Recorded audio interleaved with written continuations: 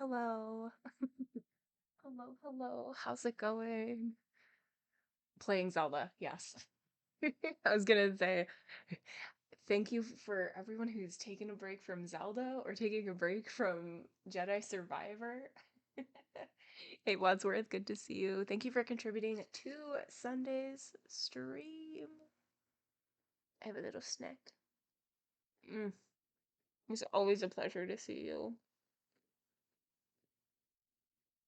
Hey, Red Talus, how's it going? Little pretzel snack, yeah. Enjoy. I don't know why, but like I always pick the snack that is always gonna make me the thirstiest. You finished Jedi Survivor today? How was it? Now that you've played the full thing? I think I saw that yours crashed a couple times while you were playing too, which can be super frustrating.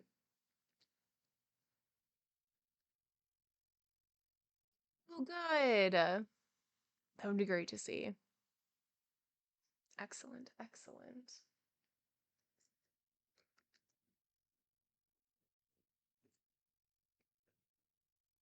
Okay.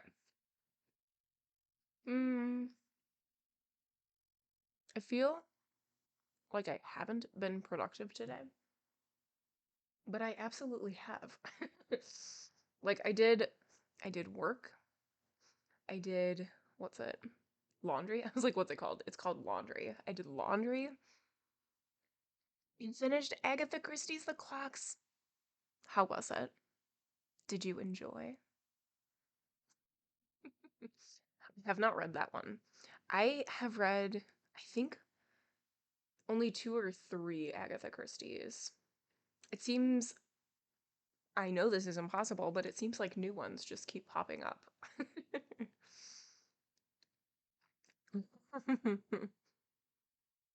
There is a bubble tea place near me that I just found, and I had a taro milk tea for a little snacky. So good. So good. Not really good. Oh no. Ezra, I'm so good to see you.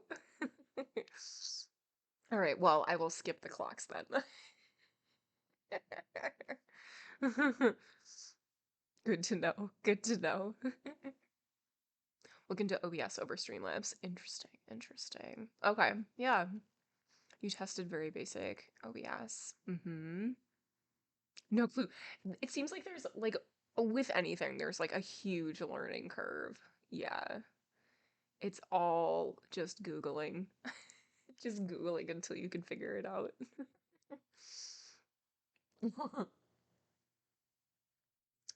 But yeah, I had a taro milk tea and it is just amazing. The clouds opened up, there was a beam of light on me and the tea. The planets aligned.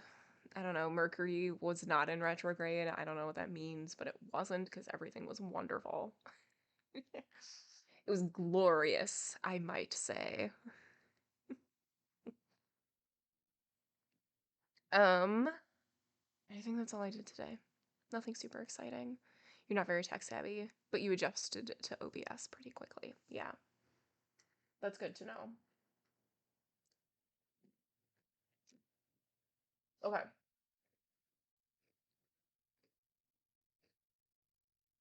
good. You got some screen setup. Perfect. That's a lot though. And you got your camera figured out? That's a lot. You're doing it. You're doing it. You're thriving.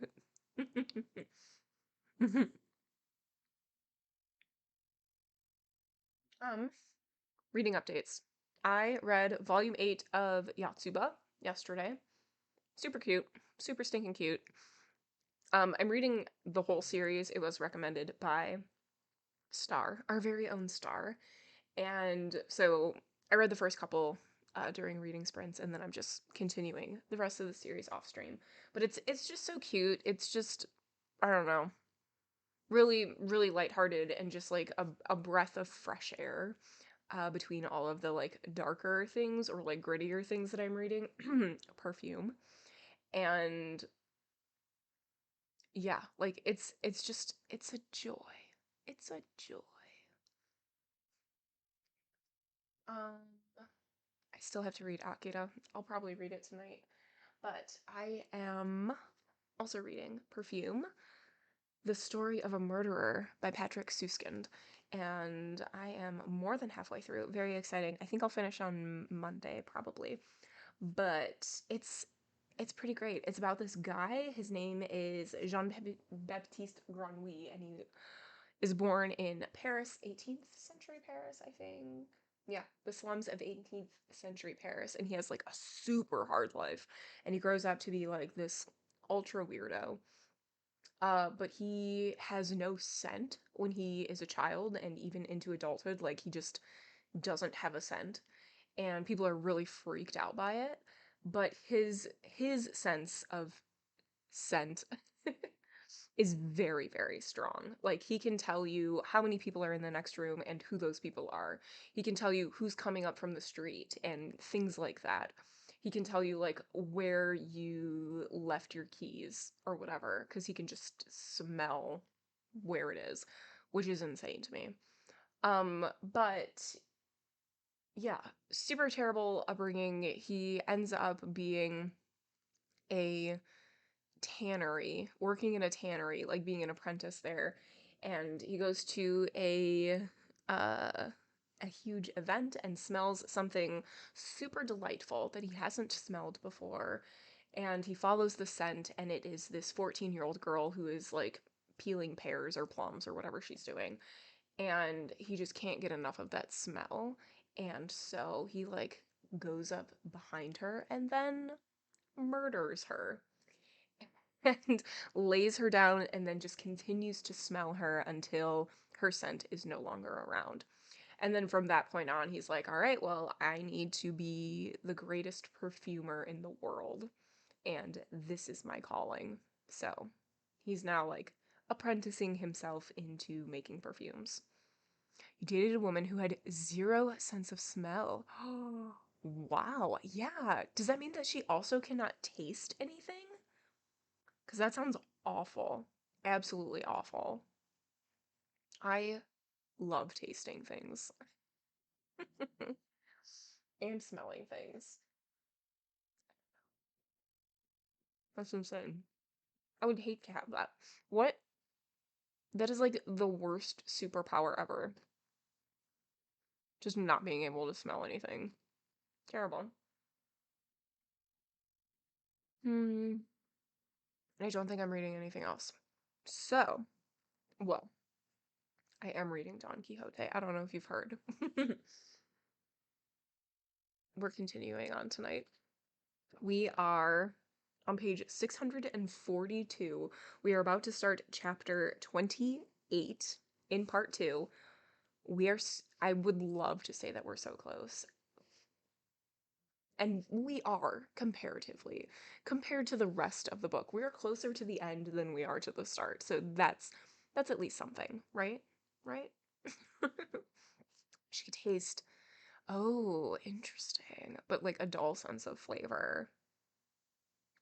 That is so wild. Yeah, I've never heard that before. Wild. Wild, wild. Okay, so what happened last time? That is a great question. And one of these days, I'll be prepared before starting and will be able to tell you without having to look back a couple pages. But is that today? Heavens no. Absolutely not. It is not today. Okay, let's see. What is happening? Okay, so they are going to Zaragoza. Is that where they're headed? I think that's where they're headed. And they come across an inn. Oh, wait, no. They go there with somebody. Yes, okay. It's all coming back to me. So scattered, but very true.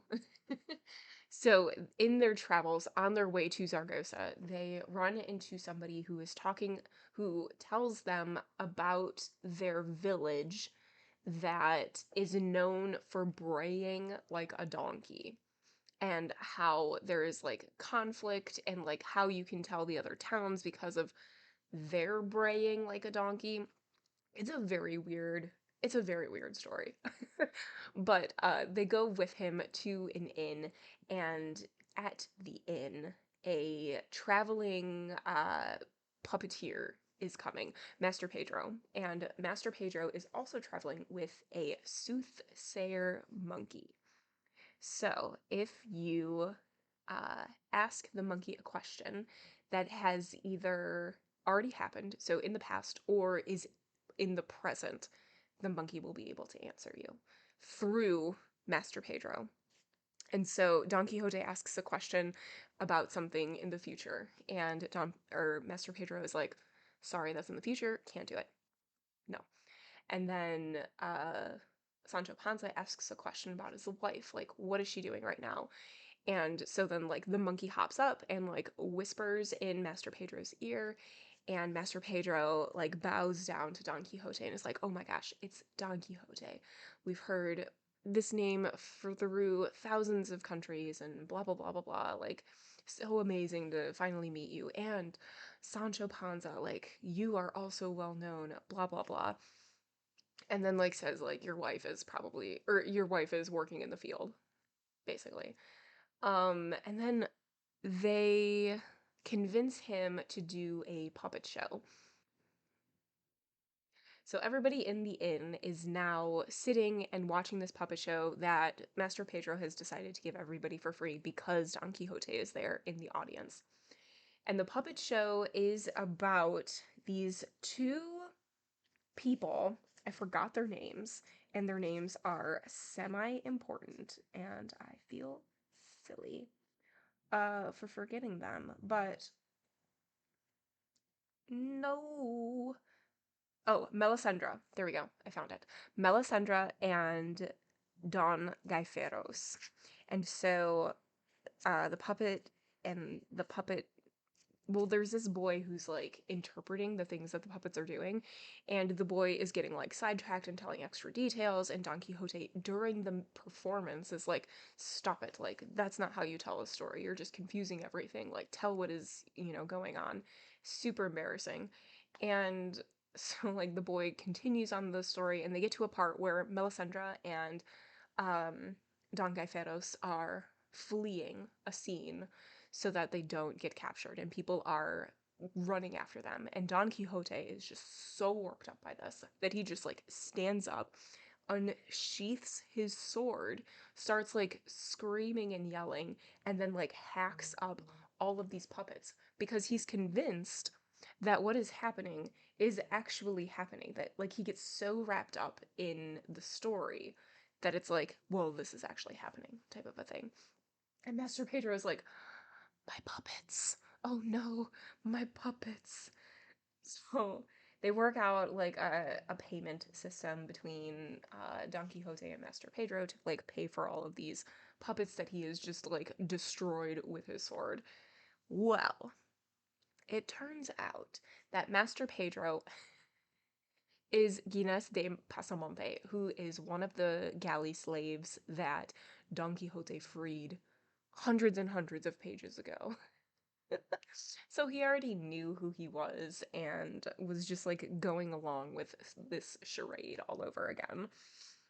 And it's sort of like how he's a grifter. He just grifts people, and like because he doesn't like say the future or anything like that, like he only says things that he knows, or he can like turn people's questions to make it seem like he knows the answers, things like that.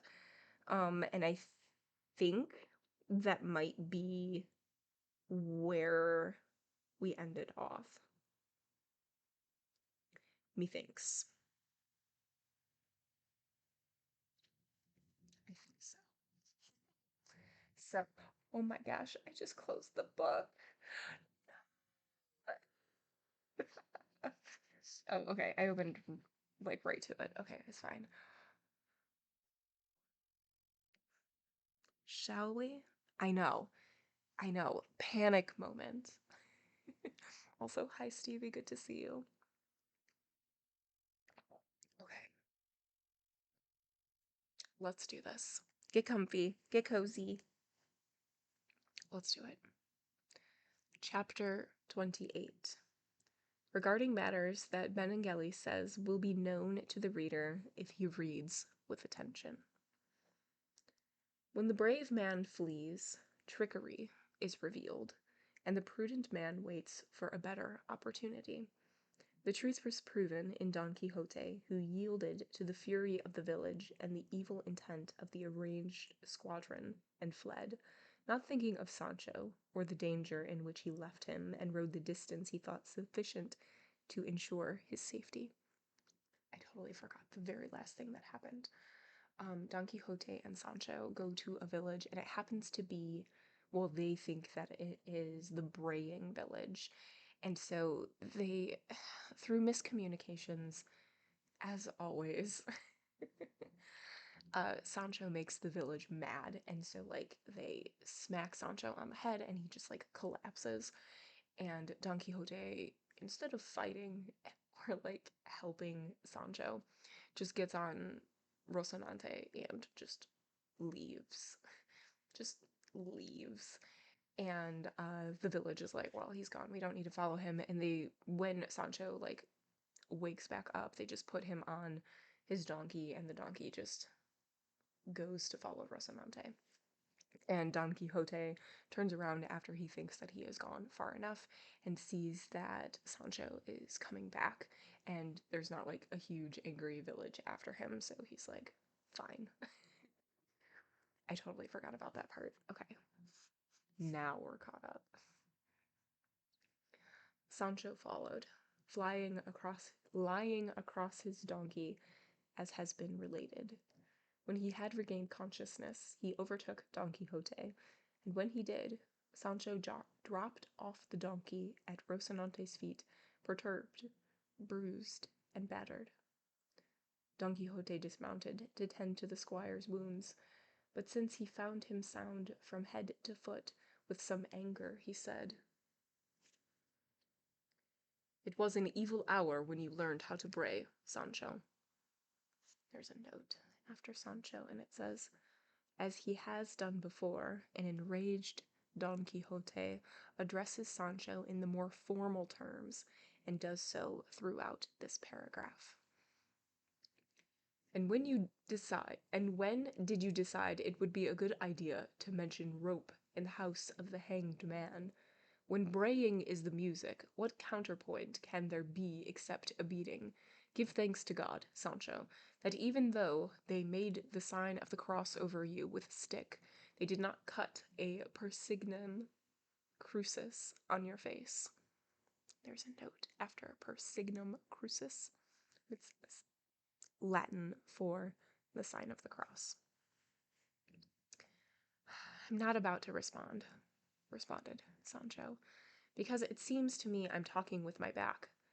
Let's mount and leave this place, and I'll silence my braying, but I won't stop saying that knights-errant run away and leave their good squires beaten to a pulp or ground up like grain and in the power of their enemies." "Withdrawal is not flight," responded Don Quixote, "because you should know, Sancho, that valor not founded on the base of prudence is called recklessness, and the deeds of the reckless are attributed more to good fortune than to courage. And so I confess that I withdrew, but not that I fled. And in this I have imitated many valiant men who have waited for a better moment. The histories are full of such cases, but since they would not be to your advantage or my taste, I shall not recount them to you now." By now, Sancho had mounted his donkey with the assistance of Don Quixote, who then mounted Rocinante, and slowly they rode toward a stand of poplars that appeared about a quarter of a league distance. From time to time Sancho heaved some very deep sighs and mournful groans, and when Don Quixote asked the cause of such bitter feeling, he responded that from the base of his spine to the back of his neck he was in so much pain that it was driving him mad. The cause of this pain, no doubt, must be, said Don Quixote, that since the staff they used to beat you was long and tall, it hit the length of your back, which is where the parts that pain you are located. If it had hit more of you would be in pain. By God, said Sancho, your grace has cleared up a great doubt, and said it so nicely too. Lord save us. Was the cause of my pain so hidden that you had to tell me I hurt where the staff hit me? If my ankles hurt, there might be a reason to try and guess why, but guessing that I hurt where I was beaten isn't much of a guess, by my faith, Señor Master. Other people's troubles don't matter very much, and every day I learn something else about how little I can expect from being in your graces company, because if you let them beat me this time, then 100 more times we'll be back to the old tossings in a blanket and other tricks like that. And if it was my back now, the next time it'll be my eyes. You'd be much better off, but I'm an idiot and will never do anything right in my life.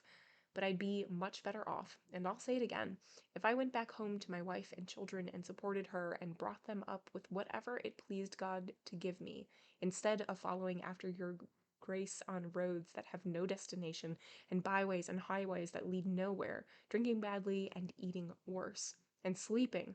Brother Squire, you can count on 7 feet of ground, and if you want more, take another 7, for it's all up to you, and you can stretch out on your heart's content. All I hope is that I can see the first man who put the finishing touches on knight-errantry burned and ground it in dust, or at least the first one who wanted to be a squire to the great fools that all knights-errant in the past must have been. I won't say anything about those in the present, since your grace is one of them. I respect them, and I know that your grace knows a point or two more than the devil in all you say and think. Good to see you. Hello, hello. Oops. Dropped my little fidget. It's fine.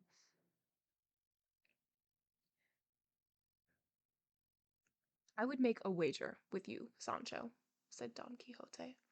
There is a note after make a wager with you, Sancho, and it says, in his anger with Sancho, Don Quixote returns to the more distant form of address which he uses for the next few paragraphs, until he begins to laugh. Now that you are speaking and no one is restraining you, you have no pains anywhere in your body. Speak, my friend, and say everything that comes to your mind and your mouth. In exchange for your not having any pains, I shall consider the irritation your impertinence cause me as pleasure. And if you so fervently desire to return to your house and wife and children, God forbid that I do anything to stop you. You have my money. Calculate how long it has been since we left our village this 3rd time, and calculate what you can and should earn each month, and pay yourself a salary. When I served Tomé Carrasco, responded Sancho, the father of the bachelor Samson Carrasco, and your grace knows him very well, I earned 2 ducados a month, and food besides. With your grace, I don't know what I should earn, though I know that the squire of a knight-errant has more work than a man who serves a farmer, because when we serve farmers, no matter how much we work during the day, and no matter what bad things happen to us, at night we can eat stew and sleep in beds, which I haven't done since I started serving your grace, except for the short time when we were in Don Diego de Miranda's house, and the outing I had with the skimmings I took from Camacho's pots, and the way I eat and drink and slept in Basilio's house. All the rest of the time I've slept on the hard ground, outside, exposed to what they call the inclemencies of heaven, eating crumbs of cheese and crusts of bread, and drinking water from streams or springs or whatever we find in those out-of-way places where we travel. I confess, said Don Quixote, that everything you say, Sancho, is true. In your opinion, how much more should I give you than Tomé Carrasco did?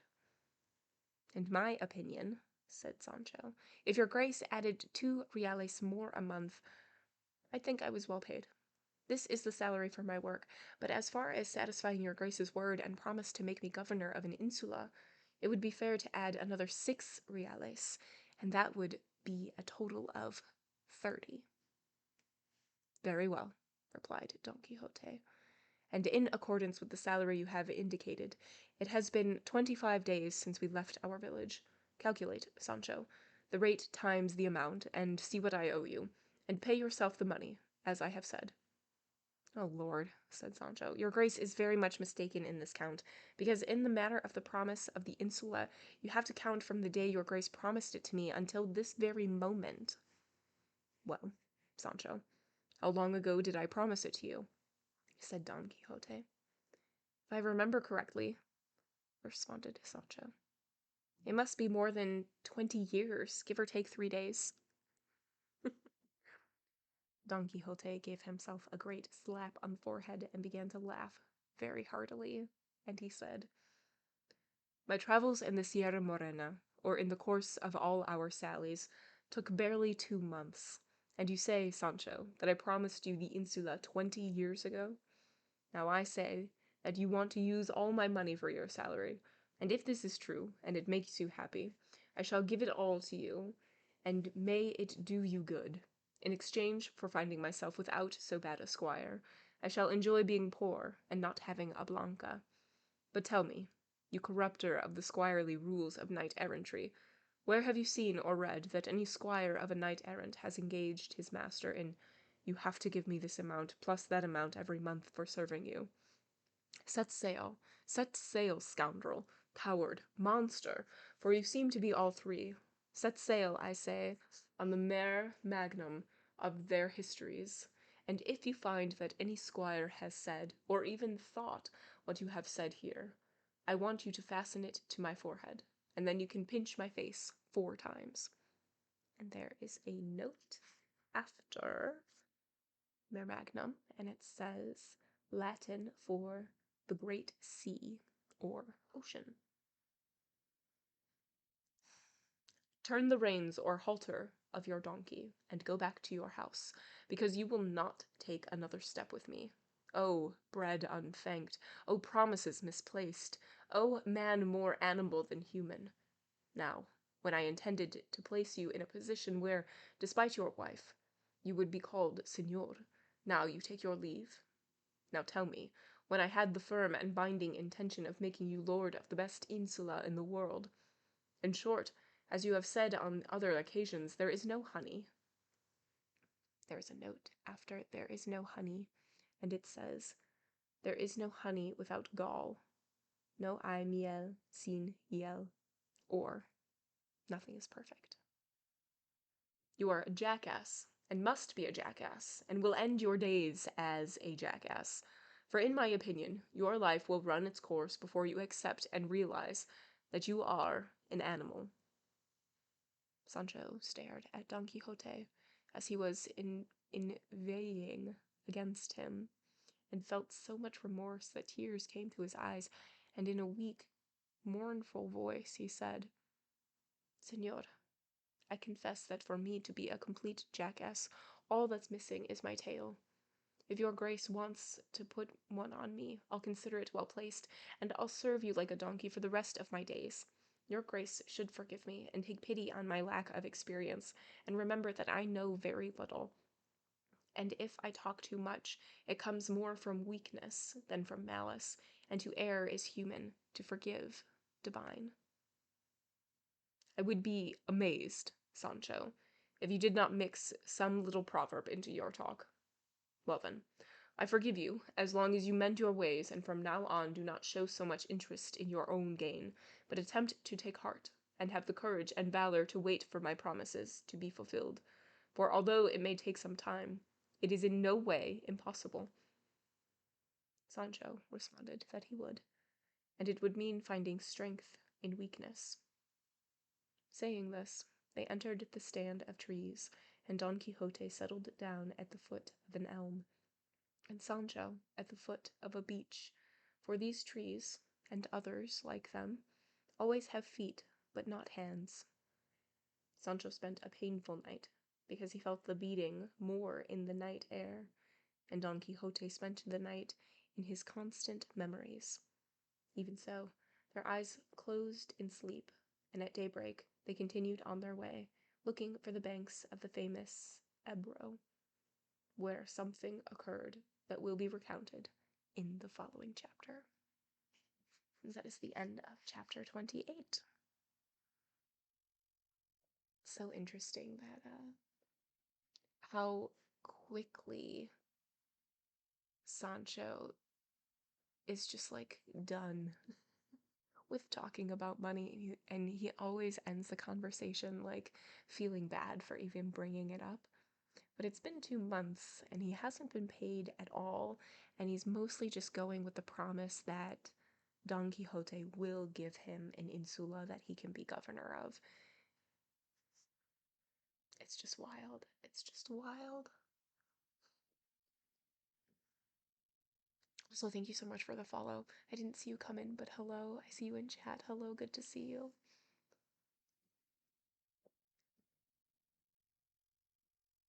Wild. So I guess we'll find out what happens. All you gotta do is just keep reading. That's it.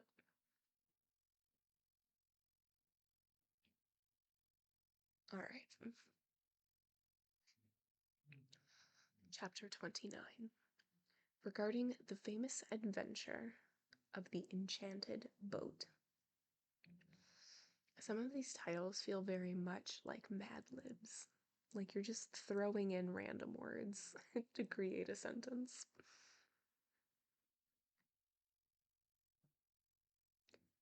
At an unhurried and leisurely pace, 2 days after they left the stand of trees, Don Quixote and Sancho came to the Ebro River, and seeing it brought great joy to Don Quixote, because he contemplated and observed the pleasantness of its banks, the clarity of its waters, the gentleness of its current, and the abundance of its liquid crystal. And this happy sight revived in his memory 1,000 amorous thoughts. He lingered especially on what he had seen in the cave of Montesinos, although Master Pedro's monkey had told him that some of those things were true and some a lie. He relied more on the true parts than on the false, unlike Sancho, who considered them all the same lie. That's right, last time they did lower Don Quixote into a pit, and he was down there for 30 minutes or so, and when he came up, he had this like elaborate story of all of the things that he saw there. So Sancho also asked Master Pedro and the monkey whether or not the things that he saw were true or false. And the monkey, through the monkey, Master Pedro just said that some were true and some were false. Such a non-committal answer.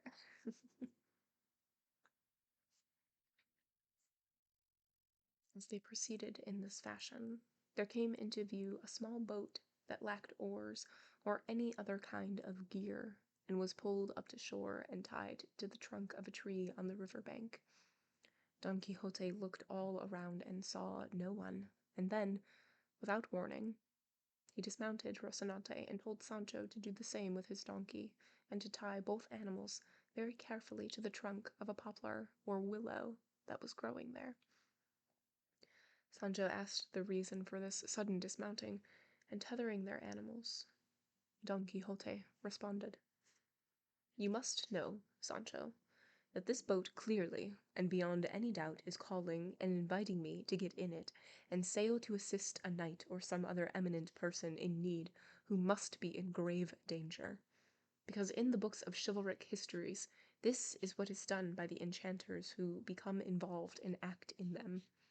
When a knight is placed in extreme difficulty and cannot be freed except by the hand of another knight, though the second knight must be at a distance of 2,000 or 3,000 leagues or even more, either they carry him off on a cloud or provide him with a boat which he enters, and in the blink of an eye they move him through the air or over the sea, wherever they wish, and wherever his help is needed. And so, O Sancho, this boat has been placed here for the very same purpose, and this is as true as the fact that it is now day. And before this day is over, tie the donkey and Rocinante together, and may the hand of God guide us, for I would not fail to embark, even if asked not to by discalced friars. Well, if that's true, responded Sancho, and your grace at every step insists on finding nonsensical things, or whatever you call them, there's nothing I can do but obey, and bow my head, and follow the proverb that says, do what your master tells you, and sit with him at the table. But to justify my conscience, I want to warn your grace that I don't think this boat is one of the enchanted ones. It seems to me it belongs to some fisherman, because the best shad in the world swim this river. Sancho said this as he was tethering the animals, leaving them, with a grieving heart, in the care and protection of the enchanters. Don Quixote told him not to worry about abandoning the animals, for the enchanter who would take them to such longuequous road and regions would be sure to care for them. From context, I completely understand what this word is, but I'm going to throw it in chat because I definitely said it wrong. Let's see if I can find it really quick.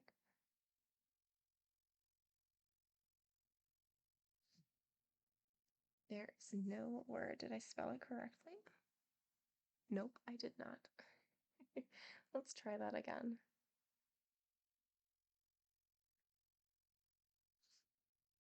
Oh my gosh, am I still spelling it wrong?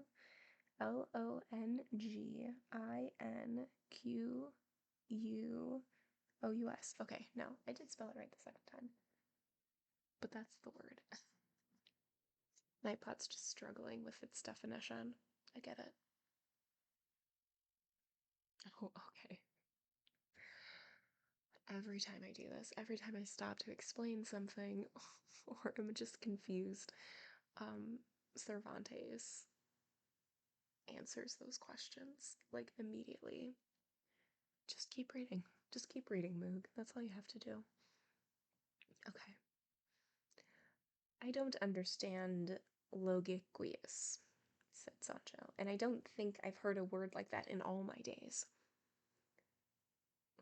Longinquous, responded Don Quixote, means remote, and it is no wonder you do not understand it, for you are not obliged to know Latin, as are those who boast of knowing it, but do not.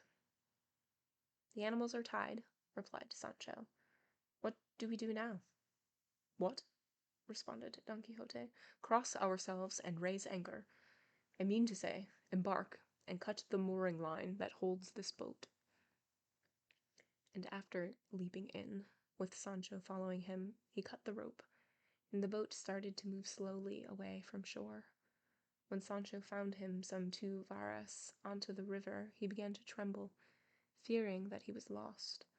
But nothing caused him more grief than the sound of the donkey braying at the sight of Rocinante struggling to break free, and he said to his master, "The donkey is braying because he is sorry about our absence, and Rocinante is trying to get free so that he can jump in after us. Oh, dearest friends, stay in peace, and let the madness that takes us away from you turn into disappointment, and bring us back to you." In saying this, he began to cry so bitterly that Don Quixote, displeased and irascible, said, "What do you fear, coward? Why do you weep, spineless creature? Who is pursuing you? Who is hounding you? Heart of a mouse, and what do you lack, beggar in the midst of plenty? Are you perhaps walking barefoot through the mountains of the Rif, or are you sitting on a beach like an archduke and sailing the tranquil current of this pleasant river, from which we shall shortly emerge onto a calm sea? But we must have emerged already, and travelled at least 700 or 800 leagues. If I had an astrolabe here, and could calculate the height of a pole, I could tell you how far we have travelled, although either I know very little, or we have already passed, or will soon pass, the equinocentral, equinoctial, I'll put it in the chat, the line that divides and separates the opposite poles to an equal distance from each other. Just words that I've never had to say out loud. You know, normal things. Equinoctial. Da da da. There it is. The terrestrial equator, which they did say in here. And when we reach that lion your grace has mentioned, asked Sancho, how far will we have traveled? A good distance, replied Don Quixote, because of the 360 degrees of water and earth that the globe contains, according to the computations of Ptolemy, the greatest cosmographer known to man, we shall have traveled half that distance when we reach the line I have mentioned. My God, said Sancho, your grace has brought in a fine witness to testify to what you say, some kind of coast and a raft and a toll with a meow or something like that. Don Quixote laughed at the interpretation Sancho had given to the name and computations and calculations of the cosmographer Ptolemy, and he said, you should know, Sancho, that the Spaniards and others who embark at Cadiz for the East Indies have a sign to let them know they have passed the equinoctial line, which is that every louse on the ship dies, and not one is left alive, and you could not find a single one on the vessel even if you were paid in its weight in gold. And so, Sancho, you can run your hand along your thigh, and if you run across a living thing, our doubts will be resolved, and if you do not, then we have passed the line. There's a note after every louse on the ship dies, and it says, this was a common belief in Cervantes' time. So the 1600s. This book came out in 1605, the first part of it.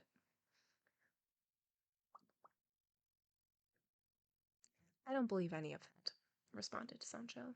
But even so, I'll do what your grace tells me to, though I don't know why we need to make these tests, since I can see with my own eyes that we haven't gone 5 varas from shore, and we haven't moved 2 varas away from the animals, because there's Rocinante and the donkey exactly where we left them, and looking carefully, which is what I'm doing now.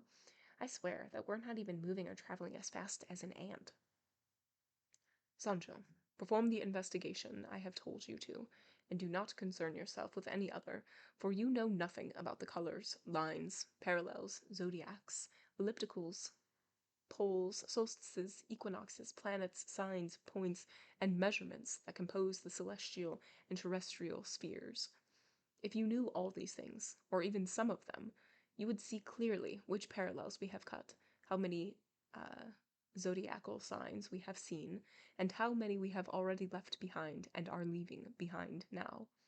And I tell you again to probe and go hunting, for in my opinion you are cleaner than a sheet of smooth white paper.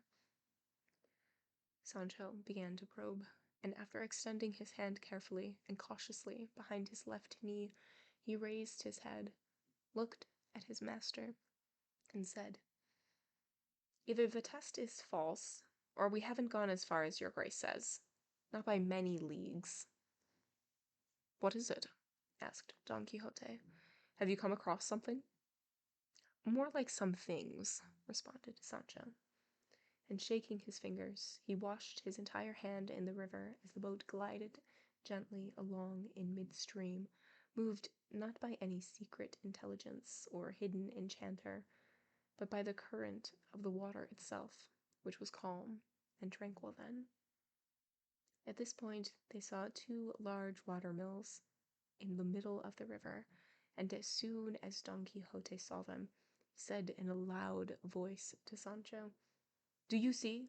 There, my friend, you can see the city, castle, a fortress where some knight is being held captive, or some queen, princess, or noblewoman ill-treated, and I have been brought here to deliver them. What the devil kind of city, fortress, or castle is your grace talking about, señor? Said Sancho. Can't you see that those are water mills in the river, where they grind wheat? Be quiet, Sancho, said Don Quixote, for although they seem to be water mills, they are not. I have already told you that enchantments change and alter all things from their natural state. I do not mean to say that they are really altered from one state to another, but that they seem to be, as experience has shown in the transformation of Dulcinea, sole refuge of my hopes.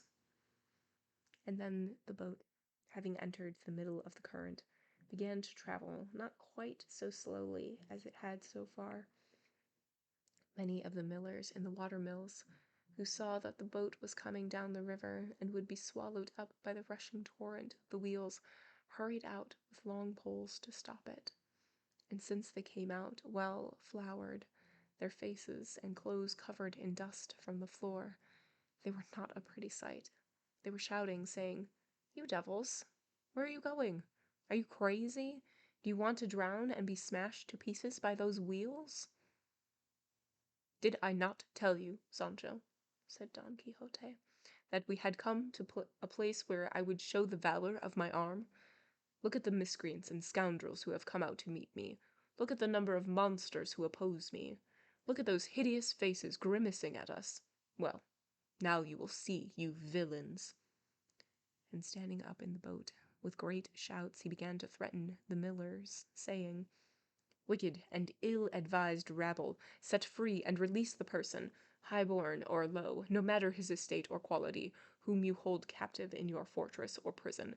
For I am Don Quixote of La Mancha, also known as the Knight of the Lions, for whom, by order of the heavens on high, the successful conclusion of this adventure has been reserved."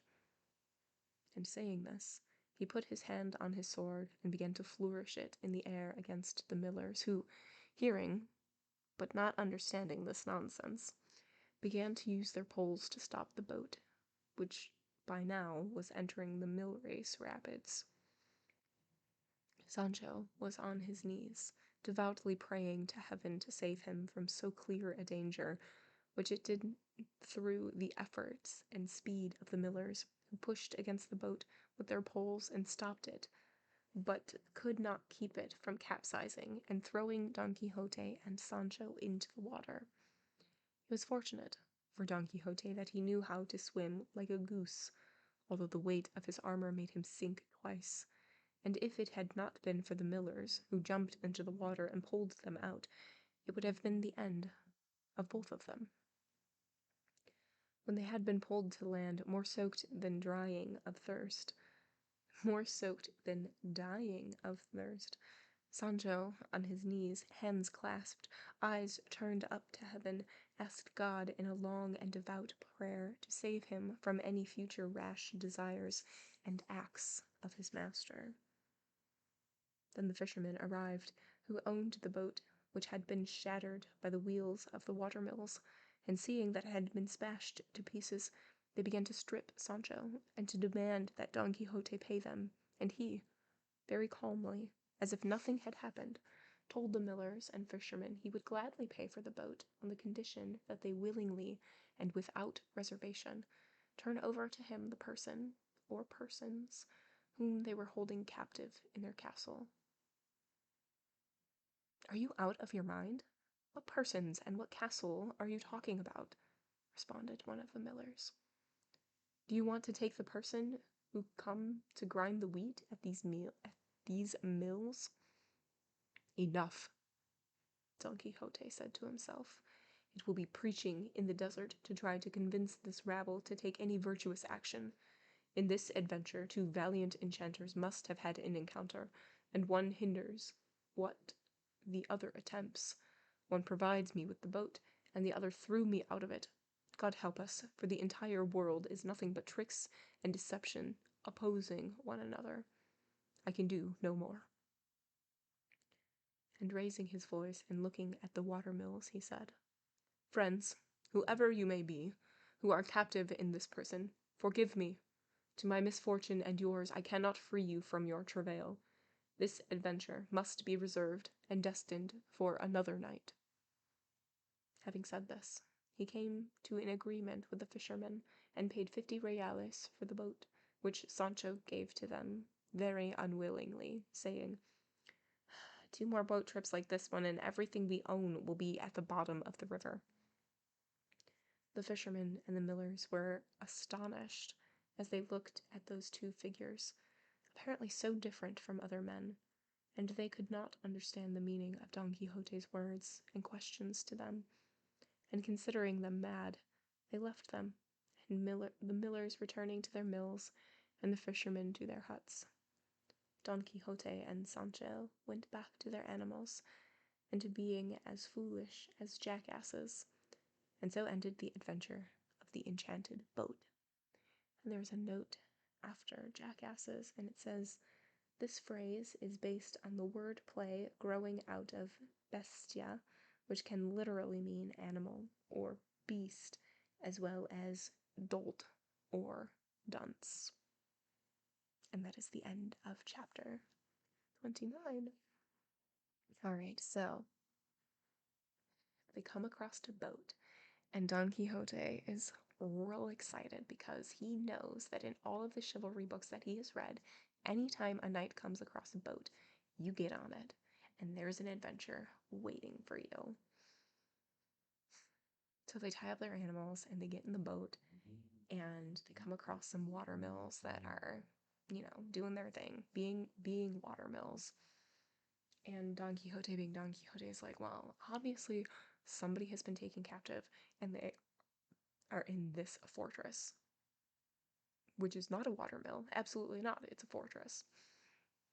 And so he's making demands of the people who work there, and they're like, dude, nobody's here. It's just us, just the workers. What are you talking about? And so, to save them trouble and whatever, like apologies, I guess, they give their boat to the fishermen and then pay off money as well. What an adventure. All of these misadventures are just so silly.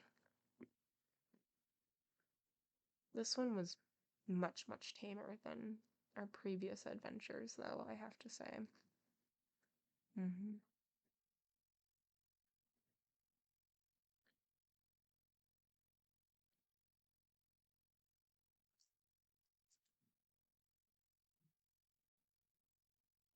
All right.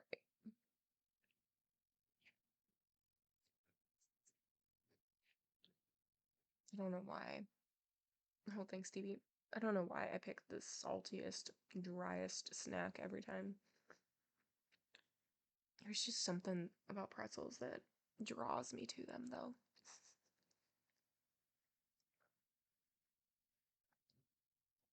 All right, chapter 30. Regarding what befell Don Quixote and a beautiful huntress. All right, here we go. Knight and squire returned to their animals feeling rather melancholy and out of sorts, especially Sancho, for whom touching their store of money touched his very soul, since it seemed to him that taking anything away from it meant taking away the apple of his eye. Finally, without saying a word, they mounted and rode away from the famous river. Don Quixote sunk deep in thoughts of love, and Sancho in those of his increased revenues, which at the moment he seemed very far from abstaining. Although he was a fool, he understood very well that all or most of his master's actions were mad, and he was looking for an opportunity to tear himself away and go home without engaging his master in explanation or leave-takings.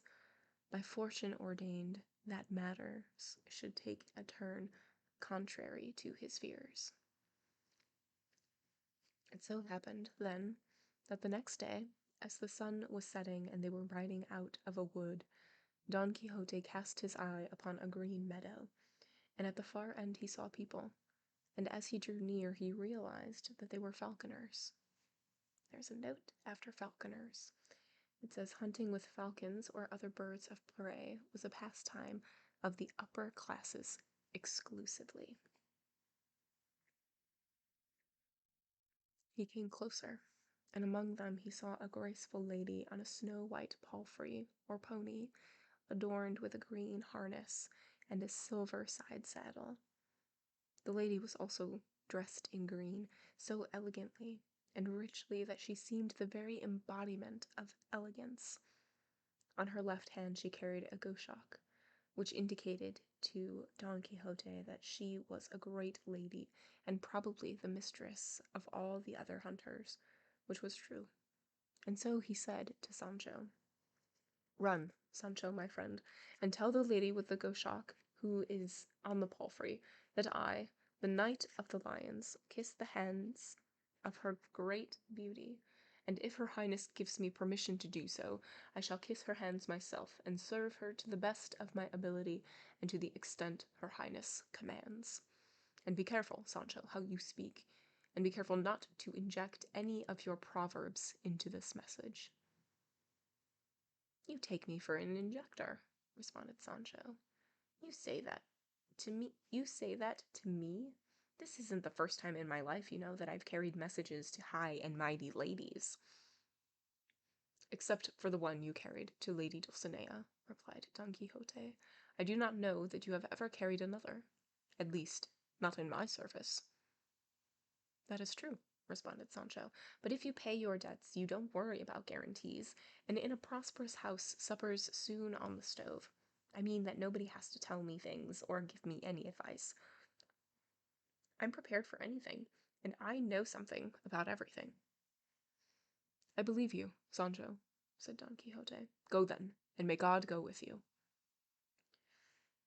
The pretzel is coming back. Excuse me.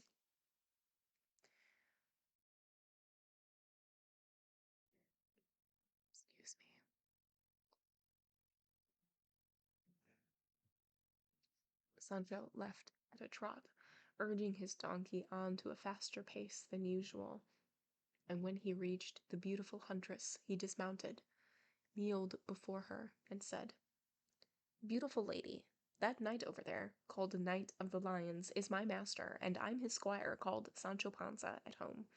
This Knight of the Lions, who not long ago was called the Knight of the Sorrowful Face, has sent me to ask your highness to have the goodness to give him permission for him, with your agreement, approval, and consent, to put his desire into effect, which is, as he says, and I believe, none other than to serve your lofty highness and beauty, and by giving it, your ladyship will do something that redounds to your benefit, and from it he'll receive a most notable favour and happiness." "Indeed, good squire," responded the lady, "you have delivered your message with all the pomp and circumstance that such messages demand. Rise up from the ground. It is not right for the squire of so great a knight as the Knight of the Sorrowful Face, about whom we have heard so much, to remain on his knees. Arise, friend, and tell your master that he is very welcome to serve me and my husband, the Duke, on a country estate we have nearby."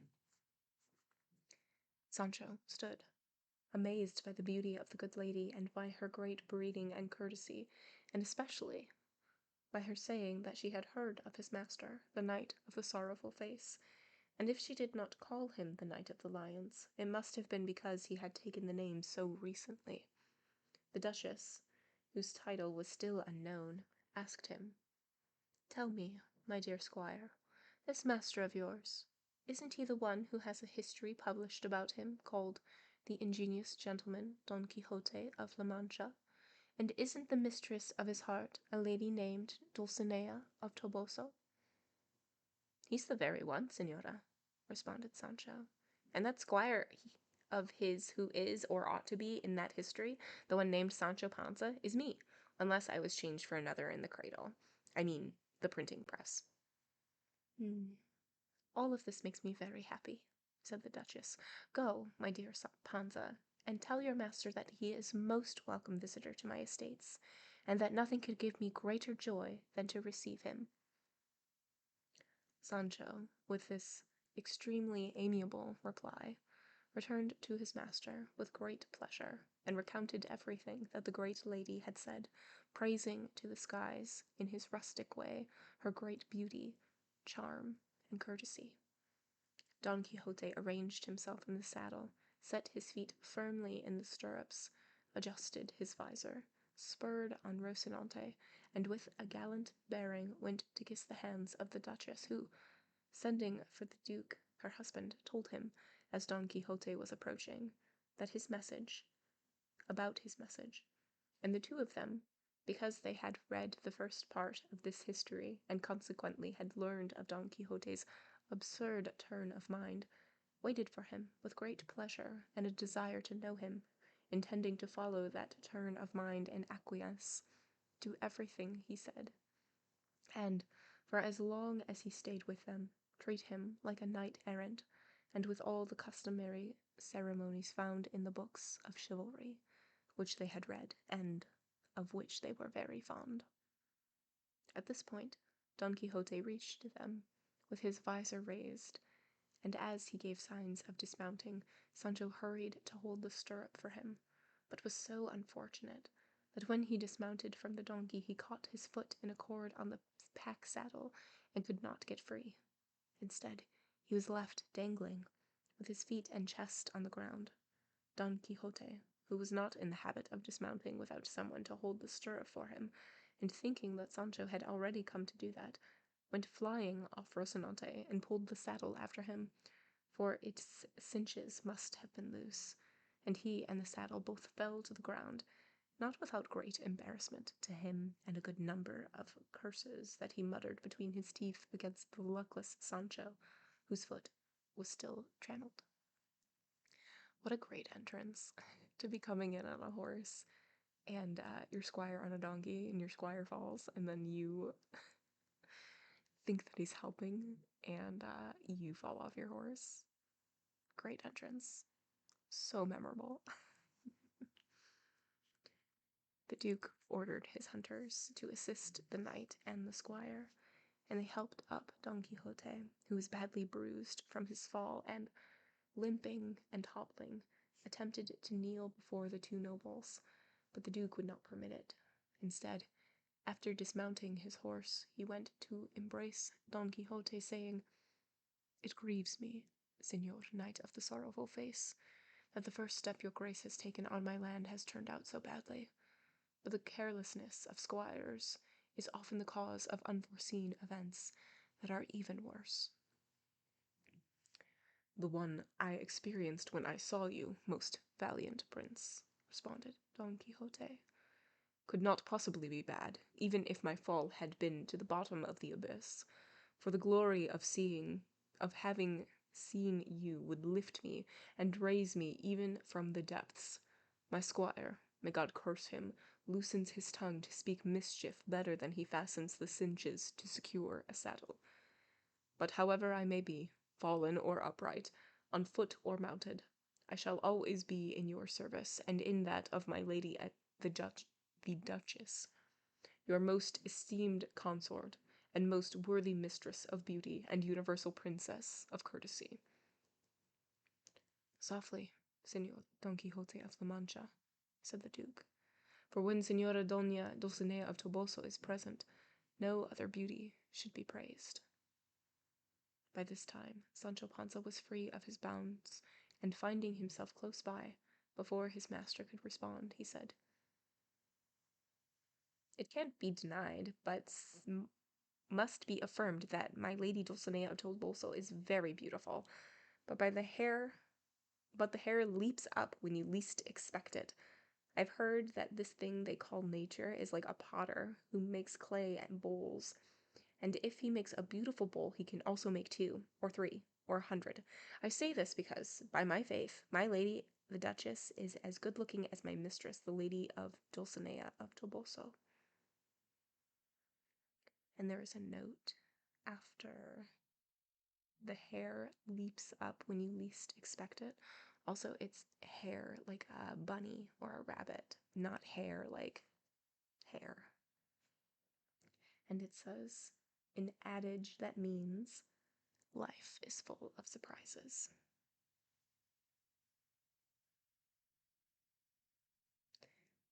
Don Quixote returned to the Duchess and said, "Your Highness can imagine that no knight-errant in the world ever had a squire more talkative or comical than the one I have, and he will prove me truthful in your magnificence should wish to have me serve you for a few days. To which the Duchess responded, that our good Sancho is comical is nothing I esteem greatly, because it is a sign of his cleverness.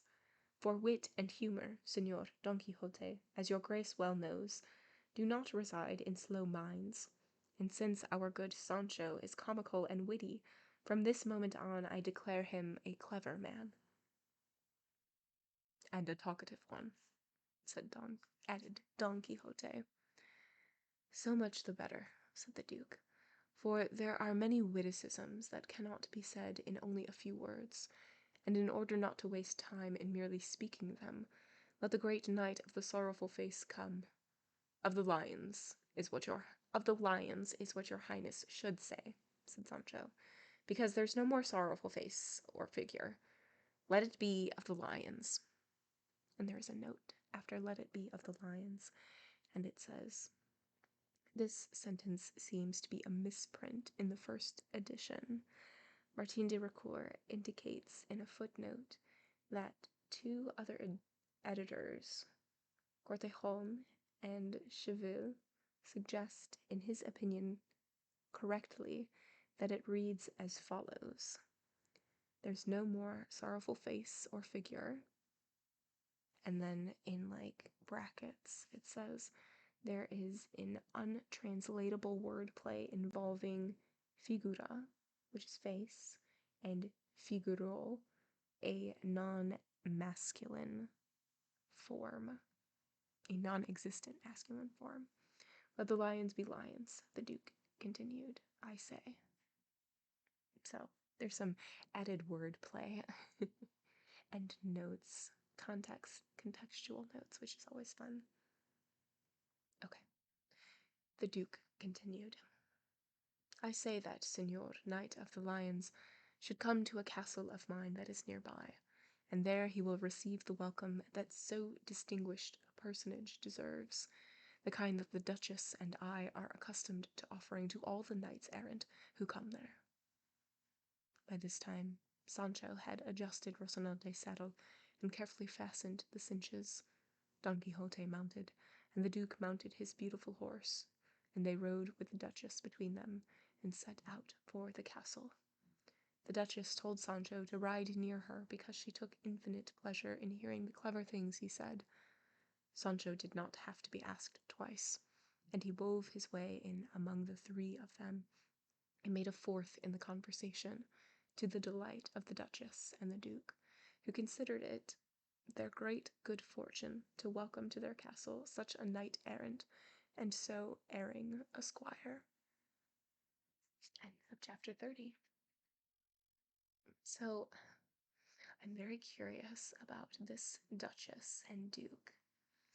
Are they people that have run into Don Quixote before, kind of like Master Pedro, and are just going along with, the delusions of knight-errantry in this day and age? Or are they more along the lines of the scholar who has read the first part of the book and are just super interested in it? I don't know. I am just suspicious every time somebody is like, oh, it's Don Quixote, we know who you are. You are well renowned. I'm suspicious. Are they gonna try to trick him some way?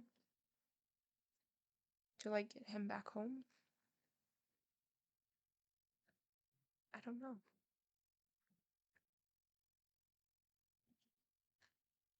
So yes, in this chapter, Don Quixote and Sancho are continuing to travel after the weirdness with the watermills, and they run across a hunting party of falconers. And there is a duchess there, who we don't know her name, and Don Quixote sends Sancho over there to say, tell her I will do anything for her. I will serve her. And Sancho's like, all right, I'll go do that.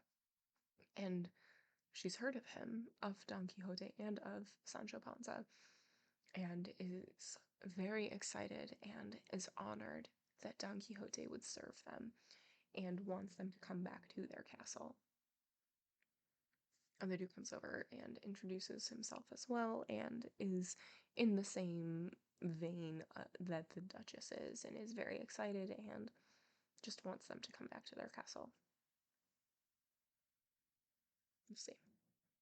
Did they say castle? Now that I said castle, it's like, well, maybe they didn't actually say castle. Maybe they just said, like, estate, which is probably more likely. Any hoodles. Let me have a quick sip first. Okay. Chapter 31, which deals with many things. It's great. Sancho's joy was great at finding himself, as it seemed to him, so favored by the Duchess, because he imagined he would find in her castle what he had found in the house of Don Diego and the house of Basilio, where he was always very fond of the good life, and missed no opportunity to indulge himself whenever one was presented to him. Okay, so they did say castle. Good to know. May the ones I have left to live be cursed, responded Sancho. If I said it for that reason, I said it only because I'm so fond of my donkey that it seemed to me I couldn't entrust him to any person more charitable than Senora Doña Rodriguez. Did I skip a page? Seems like I'm missing something. Oh my gosh, I totally did. Excuse me. I was gonna say that makes no sense what you're saying. Okay. Let's actually go to the right page. Sorry about that. The history recounts then that before they reached the country estate or castle, the Duke rode ahead and gave orders to all his servants concerning how they were to treat Don Quixote. As soon as the knight arrived at the gates of the castle with the Duchess, 2 lackeys or grooms immediately came out, dressed in the kind of long, ankle-length gowns that are called at-home robes, and were made of very fine crimson satin, and rapidly putting their arms around Don Quixote and taking him down from his horse, almost before he heard or saw them, they said, "Go, your highness, and help my lady, the Duchess, dismount." Don Quixote did so, and there were extremely courteous exchanges between them regarding this matter, but, in the end, the persistence of the Duchess triumphed, and she refused to descend or dismount the palfrey, except in the arms of the Duke, saying that she did not consider herself worthy of imposing so useless a burden on so great a knight. Finally, the Duke came out to help her dismount, and when they had entered a spacious courtyard, 2 beautiful maidens approached, and placed around Don Quixote's shoulder a great mantle of the finest scarlet, and in an instant all the passageways of the courtyard were crowded with the servants, male and female, of those nobles, and the servants were shouting, "Welcome to the flower of chivalry, the greatest of all knights-errant." And all, or most of them, sprinkled flagons or perfumed water on Don Quixote and on the Duke and Duchess, all of which astounded Don Quixote, and this was the first day he really knew and believed he was a true knight-errant and not a fantastic one, for he saw himself treated in the same manner in which, he had read, knights were treated in past ages. Sancho, forsaking his donkey, attached himself to the Duchess and entered the castle, and feeling some remorse at leaving the donkey alone, he went up to a reverend duenna, who had come out with other ladies to receive the Duchess, and in a quiet voice he said to her, "Señora Gonzalez, or whatever your grace's name may be." And there's a note after Reverend Duenna, and it says, a duenna was an older woman of good family, usually a widow, in the service of a noblewoman. She wore a long headdress and whipple, something like a nun's, which distinguished her from other, usually younger, ladies in waiting. Star, good to see you. Hello.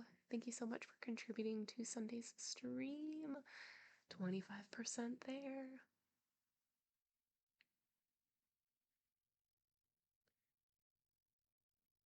Doña Rodriguez de Grijalba is my name, responded the dueña. How can I help you, brother?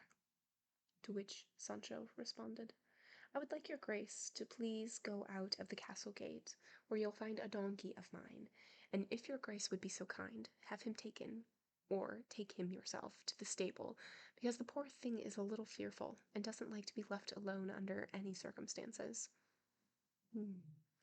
If the master is as clever as his servant, responded the dueña, then we're certainly sitting pretty. Go on, brother, and may bad luck follow you and whoever brought you here, and take care of your jackass yourself. The dueña in this house are not accustomed to duties of that nature. Well, the truth is, responded Sancho, that I've heard my master, and he knows all about histories, telling the one about Lancelot. When he from Brittany came, ladies tended to him, and dueñas cared for his steed. And in the case of my donkey, I wouldn't trade him for the steed of Señor Lancelot. Brother, you are a jester, replied the dueña. Then keep your jokes for people who like them, and pay you for them. You won't get anything but a fig from me.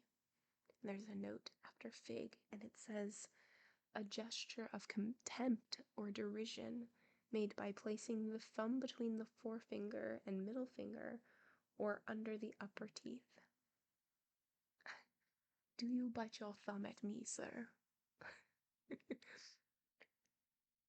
Oh, Shakespeare.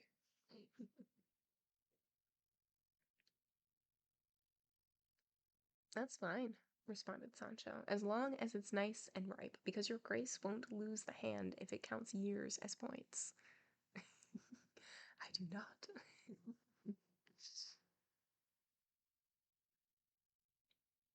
Oh, impersonal over here. Whoreson, said the dueña in a rage. If I'm old or not is God's business, not yours, you garlic-stuffed scoundrel. And as she said this, she said this in so loud a voice that the Duchess heard her, and turning around and seeing the dueña so agitated, and her eyes ablaze, she asked whom she was berating. He's right here, responded the dueña, this good man who asked me very insistently to go and put a donkey of his at the castle gate unto the stable, and brought up as an example that somewhere, I don't know where, some ladies healed somebody named Lancelot, and some dueñas took care of his horse, and then, for good measure, he called me old. I would consider I would consider that the worst insult, responded the Duchess, that anyone could say to me. And speaking to Sancho, she said, be advised, Sancho, my dear, that Doña Rodriguez is very young and wears that headdress more for reasons of authority and custom than because of her years. May the ones I have left to live be cursed, responded Sancho. Okay, this is making more sense now. If I said it for that reason, I said it only because I'm so fond of my donkey that it seemed to me I couldn't entrust him to any person more charitable than Señora Doña Rodriguez. Don Quixote heard all of this, and said, Is that the kind of talk appropriate to this place? Señor, responded Sancho, each person must talk of what he needs, no matter where he is. Here I remembered about my donkey, and here I talked about him. If I remembered about him in the stable, I'd talk about him there. To which the Duke said, Sancho is absolutely correct, and there is no reason to blame him for anything. The donkey will be given food to his heart's content, and Sancho need not worry, for the donkey will be treated as if he were Sancho himself. With these remarks, pleasing to everyone except Don Quixote, they proceeded upstairs, and brought Don Quixote into a room adorned with such tapestries of gold and brocade. 6 maidens removed his armor and served as pages. all of them instructed and advised by the Duke and Duchess as to what they were to do and how they were to treat Don Quixote, so that he would imagine and believe they were treating him as a knight-errant. When his armor had been removed, Don Quixote was left in his narrow breeches and chamois doublet, dry, tall, thin, his jaws kissing each other inside his mouth. And if the maidens who were serving him had not been charged with hiding their laughter, for this was one of the precise orders their mistress and master had given them, they would have split their sides laughing. I asked that they be allowed to remove his clothing and dress him in a shirt, but he would not give his consent, saying that modesty was as becoming in knights-errant as valor. Even so, he said they should give the shirt to Sancho, and after going with his squire into an inner chamber that had a luxurious bed, he stripped and put on the shirt, and finding himself alone with Sancho, he said, "Tell me, you recent jester and long-time nuisance, does it seem right to you to dishonor and insult a duenna as venerable and worthy of respect as she? Was that the time to remember that about your donkey? Or would these nobles mistreat animals when they treat their owners so elegantly? For the love of God, Sancho, restrain yourself, and do not reveal your true colors, lest they realize that the cloth you are made of is coarse and rustic. Look, sinner that you are, the master is more highly esteemed, the more honorable and well-born his servants are, and one of the greatest advantages princes have over other men is that they are served by men as good as they are. Do you not realize, limited as you are, and unfortunate as I am, that if they see that you are a crude peasant or a comical fool, they will think that I am an impostor or a fraudulent knight? No, no, Sancho, my friend, flee, flee these perils, for the man who stumbles into being a talkative fool at the first obstacle plunges into being an unfortunate buffoon. Curb your tongue, consider and reflect on your words before they leave your mouth, and be aware that we have come to a place from which, by the grace of God and the valor of my arm, we shall emerge with our fame and fortune greatly enhanced." Sancho promised very earnestly that he would sew up his mouth or bite his tongue before speaking a word that was not fitting, and carefully considered, just as his master had ordered. And Don Quixote did not need to worry about that any more, for never through him would it be discovered who they really were. Hey, Duddy. How are Don and friends are doing? All right. They are at a Duchess and Duke's castle right now.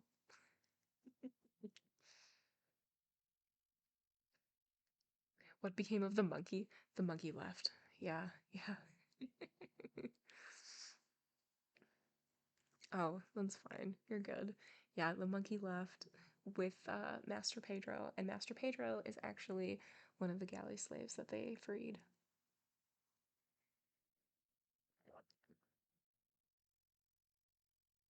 So much Quixote! Hey, Captain Hardship, good to see you. I know, so much Quixote. So much. We're less than 300 pages left, though. It's pretty exciting. It's a big book.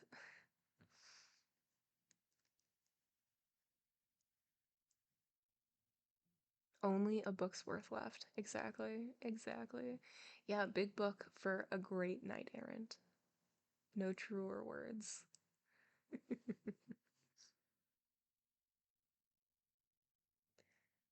Don Quixote, dressed, put on his sword belt and sword, placed the scarlet mantle over his shoulders, put on a green satin cap that the maidens had given him, and in his attire went into the large room, where he found the maidens standing in 2 equal lines, all of them prepared to pour water over their hands, which they did.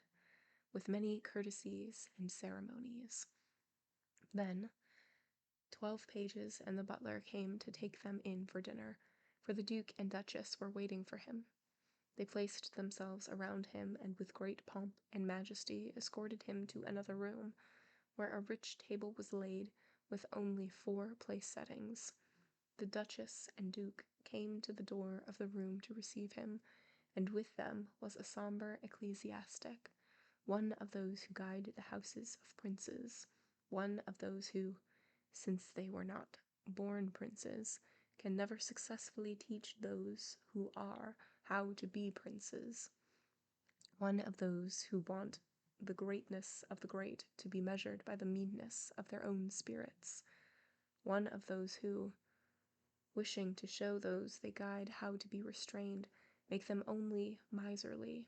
One of those, I say, was the sombre cleric who came forward with the Duke and Duchess to receive Don Quixote. They exchanged 1,000 courteous compliments, and finally, with Don Quixote placed between them, they went to take their seats at the table. The Duke invited Don Quixote to sit at the head of the table, and although he refused, the Duke urged him so insistently that he had to agree. The ecclesiastic sat across from him, and the Duke and the Duchess were on either side. Sancho was present for all of this, stupefied and amazed to see the honor paid his master by those nobles, and seeing the many ceremonies and entreaties that passed between the Duke and Don Quixote in order to have him sit at the head of the table. He said, "Your Grace, if your Grace give me permission, I'll tell you a story about this business of seats that happened in my village." As soon as Sancho said this, Don Quixote began to tremble, no doubt believing he was going to say something foolish. Sancho looked at him and understood and said, "Señor, your Grace shouldn't worry that I'll be disrespectful or say anything that isn't to the point, for I haven't forgotten the advice your Grace gave me just a little while ago about talking a lot, or a little, or well, or badly." "I do not recall anything, Sancho," responded Don Quixote. "Say whatever you wish, as long as you say it quickly." "Well, what I want to say," said Sancho, "is so true that my master, Don Quixote, who is here, won't let me lie." "As far as I am concerned," replied Don Quixote, "you can lie, Sancho, as much as you wish, and I shall not stop you, but watch your tongue." "I've watched and rewatched it so much that the bell ringer is safe, as you'll soon see." "It would be good," said Don Quixote, "if your highness were to have this fool taken away from here, for he will make 1,000 witless remarks." "May your holiness—" Oh, I skipped a line, excuse me. Just need to pay more attention, that's all. "By the life of the Duke," said the Duchess, "Sancho is not to go even a smidgen away from me. I love him dearly, because I know he is very wise." "May your holiness live many wise days," said Sancho, "on account of the good opinion you have of me, though I don't deserve it. And the story I want to tell you is this. An invitation was going by a nobleman in my village, very rich and influential because he was one of the Alamos of Medina del Campo, and he married Doña Mencia de Quiñones, who was the daughter of Don Alonso de Marañon, a knight of the Order of Santiago, who drowned at La Herradura, and there was a dispute about him some years ago in our village, and as I understand it, my master, Don Quixote, took part in it, and Tomasillo the rogue, the son of Balbastro the blacksmith, was wounded. Isn't all of this true, señor? There are a couple notes here. One is after a knight of the Order of Santiago, and it says, "A military religious order founded in the 12th century. Santiago, St. James, is the patron saint of Spain." And then the other note is after La Herradura, and it says, A galley ship sank in the port of La Herradura near Vélez, Malaga, in 1562, and more than 4,000 people drowned. That's insane. Jeez. Say it is on your life, so that these noble folk won't take me away for a lying babbler. So far, said the ecclesiastic, I take you more for a babbler than a liar. But from now on, I don't know what I shall take you for. You cite so many witnesses, Sancho, and so many particulars, that I cannot help but say that you must be telling the truth. But proceed, and shorten the story, because you are on the way to not concluding for another 2 days. Oh, to please me, said the Duchess, he must not shorten it.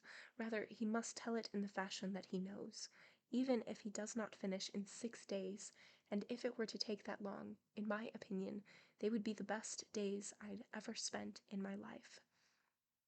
Well then, senores, Sancho continued, I say that this nobleman, and I know him like I know my own hands because it's only the distance of a crossbow shot from my house to his, gave an invitation to a farmer who was poor but honorable.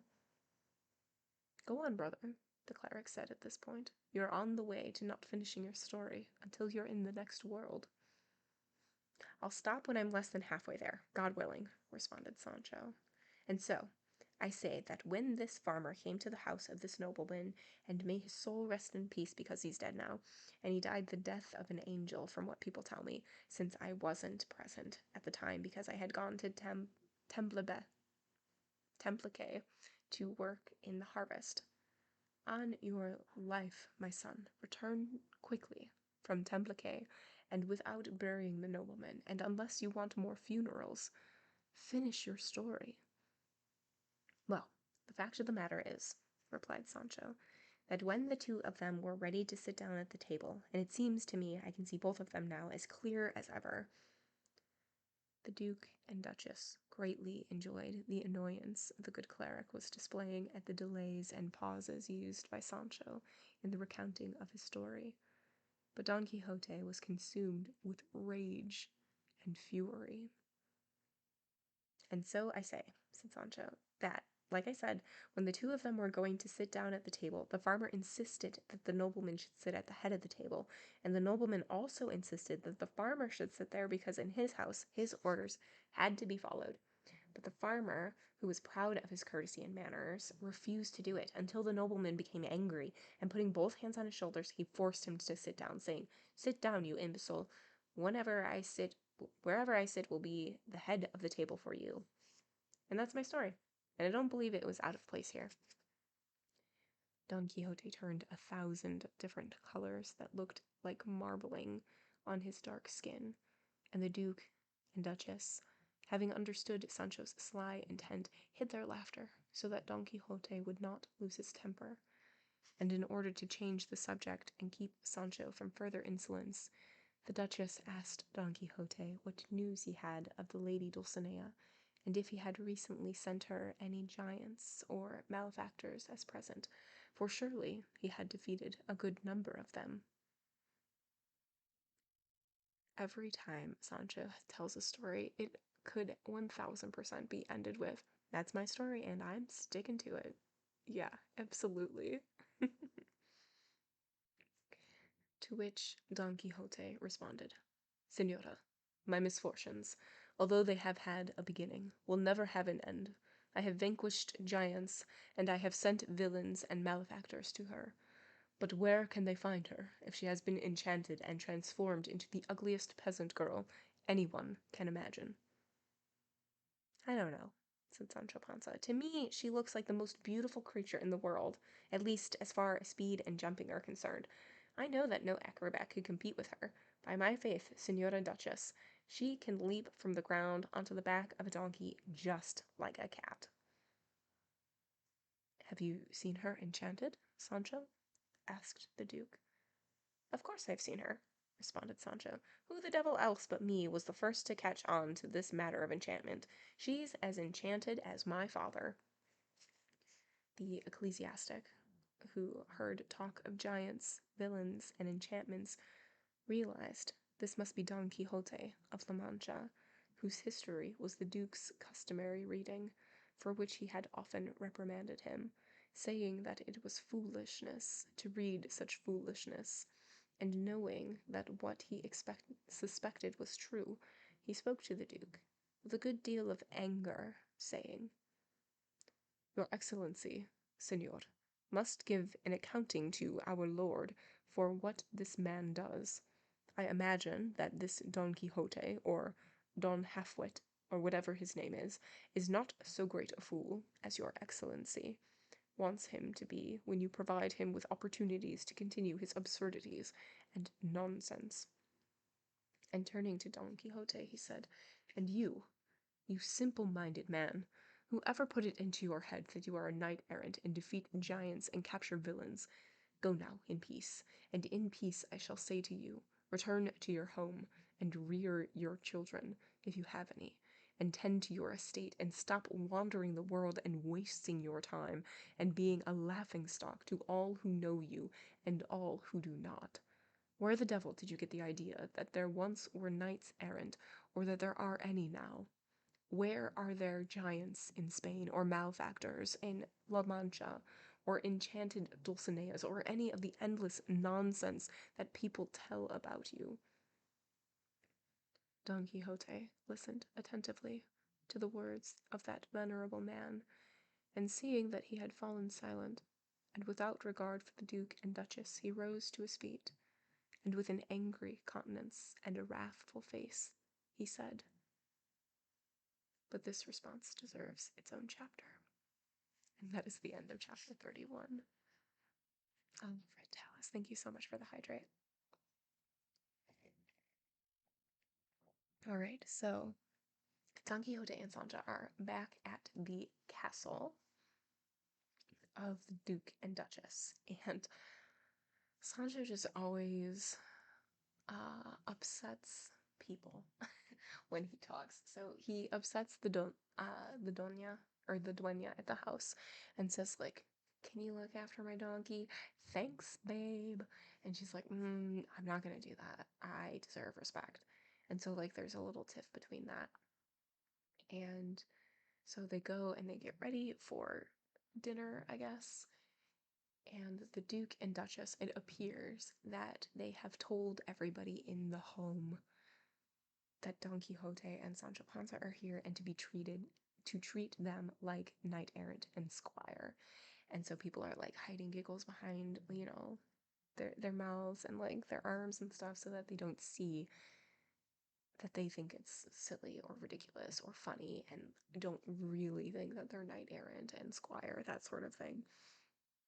And as they sit down and they're just having conversation, and the ecclesiastic is like just caught on to who Don Quixote is and just thinks that it's so silly and ridiculous and tells Don Quixote that he's being silly and ridiculous and foolish and everybody is making fun of him and he should just go home. And that's where we left off. Drama. So much drama. All right, well, I'm excited to hear what Don Quixote says to this, so let's hop back in. Chapter 32. Don Quixote is the most real gangsta in Spain. Exactly. Chapter 32. Regarding the response that Don Quixote gave to his rebuker, along with other events, both grave and comical, which I feel like is most of the events that have happened. They have been both grave and comical at the same time. Don Quixote, then, rose to his feet, and trembling from head to toe like quicksilver, he spoke quickly and with great agitation, saying, The place where I am now, and the presence in which I find myself, and the respect I always have had, and have now, for the vocation your grace professes, bind and restrain the censure of my righteous anger, And for the reasons I have said, and because I know that everyone knows that the weapons of man in cassocks are the same as those of women, which is to say, their tongues, I shall with mine enter into equal combat with your grace, from whom one ought to have expected good counsel rather than base vituperation. Holy and well-intentioned rebukes require different circumstances and demand different occasions. At least your having rebuked me in public and so harshly has gone beyond all the bounds of legitimate reproof, which is based more on gentleness than on asperity, nor is it just, having no knowledge of the sin that is being rebuked, so thoughtlessly to call the sinner is simpleton and a fool. Deathrun saying thank you so much for the follow. Hello, good to see you. Otherwise tell me, your grace, for which of the inanities that you have seen in me do you condemn and revile me, and order me to return to my house, and tend to it, and my wife, and my children, not knowing if I have one or the other? Or is it enough for clerics simply to enter other people's houses willy-nilly to guide the owners, even though some have been brought up to the narrow confines of a boarding school, and never have seen more of the world than the 20 or 30 leagues of their district, and then suddenly decide to dictate laws to chivalry and make judgments concerning knights-errant? Is it by chance frivolous, or is it time wasted that is spent wandering the world or seeking its rewards, but the asperities by which the virtuous rise to the seat of immortality? If knights and the great, the generous, and the highborn considered me a fool, I would take it as an irreparable affront, but that I am thought a simpleton by students who never walked or followed the paths of chivalry does not concern me in the least. A knight I am, and a knight I shall die, if it pleases the Almighty. Some men walk the broad fields of haughty ambition, or base and servile adulation, or deceptive hypocrisy, and some take the road of true religion, but I, influenced by my star, follow the narrow path of knight-errantry, and because I profess it, I despise wealth, but not honor. I have redressed grievances, righted wrongs, punished insolence, vanquished giants, and trampled monsters. I am in love simply because it is obligatory for knights-errant to be so, and being so, I am not a dissolute lover, but one who is chaste and platonic. I always direct my intentions to virtuous ends, which are to do good to all and evil to none. If the man who understands this and acts on this and desires this deserves to be called a fool, then your highness, most excellent duke and duchess, should say so.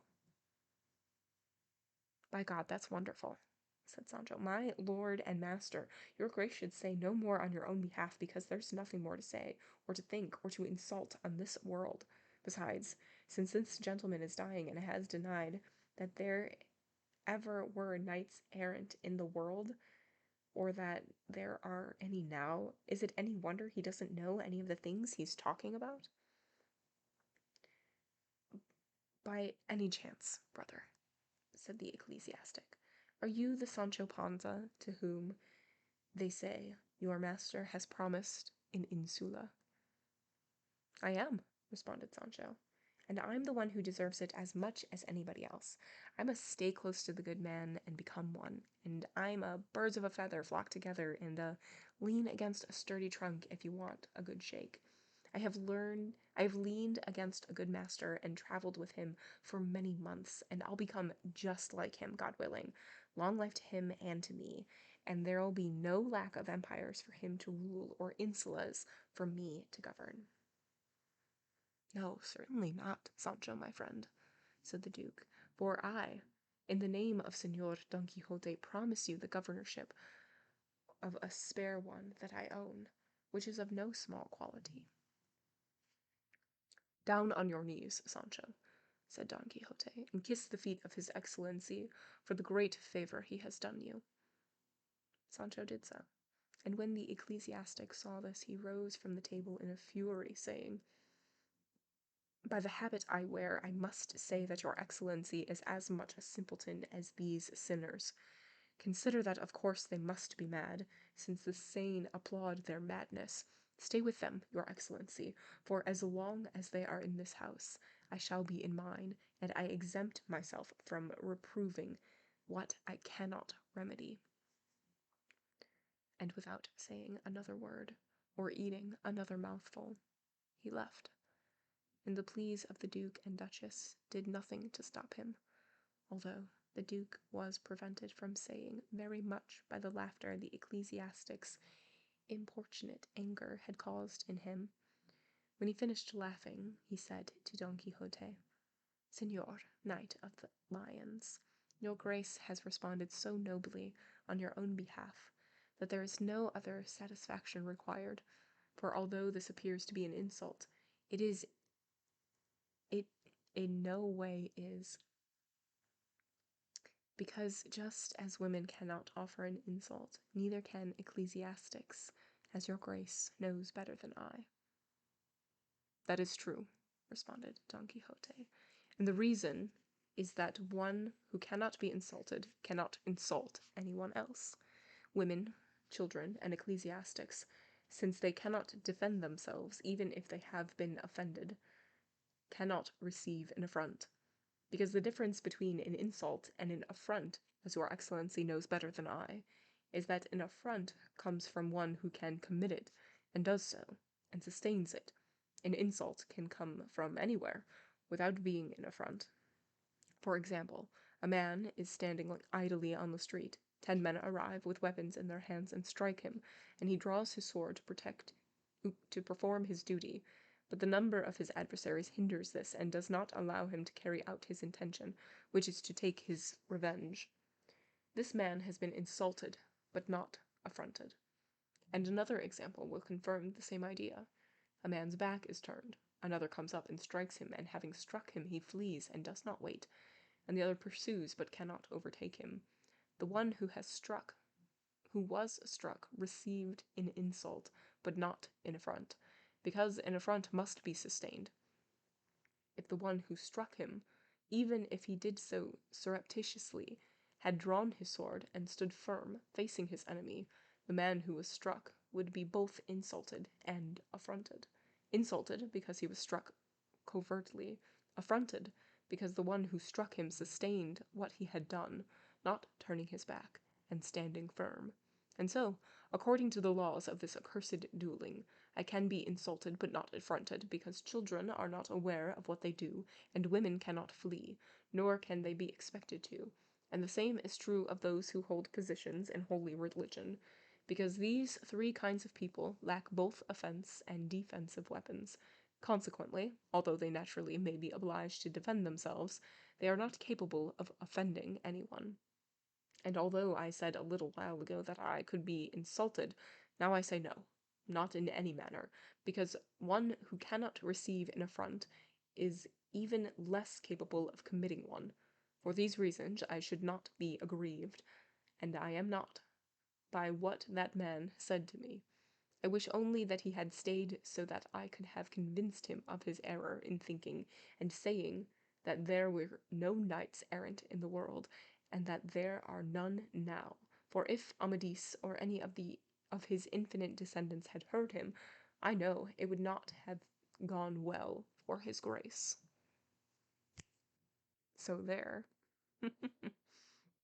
I'll swear to that, said Sancho. They would have slashed him open from top to bottom like a pomegranate, or a very ripe melon.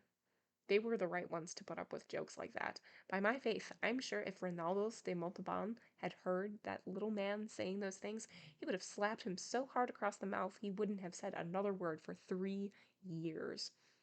He should have tried it with them and seen if they'd let him get away.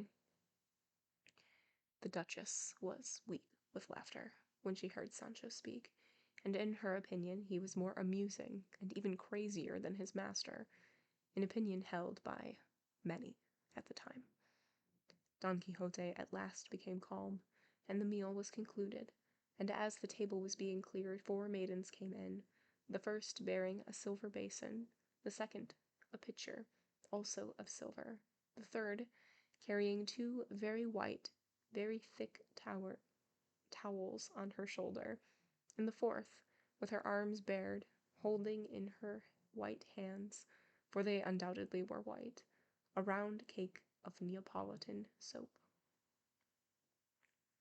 The one with the basin approached, and with charming grace and assurance placed the basin beneath Don Quixote's beard, and he, not saying a word, marveled at such a ceremony, but believed that in this land it must be the custom to wash one's beard rather than one's hands.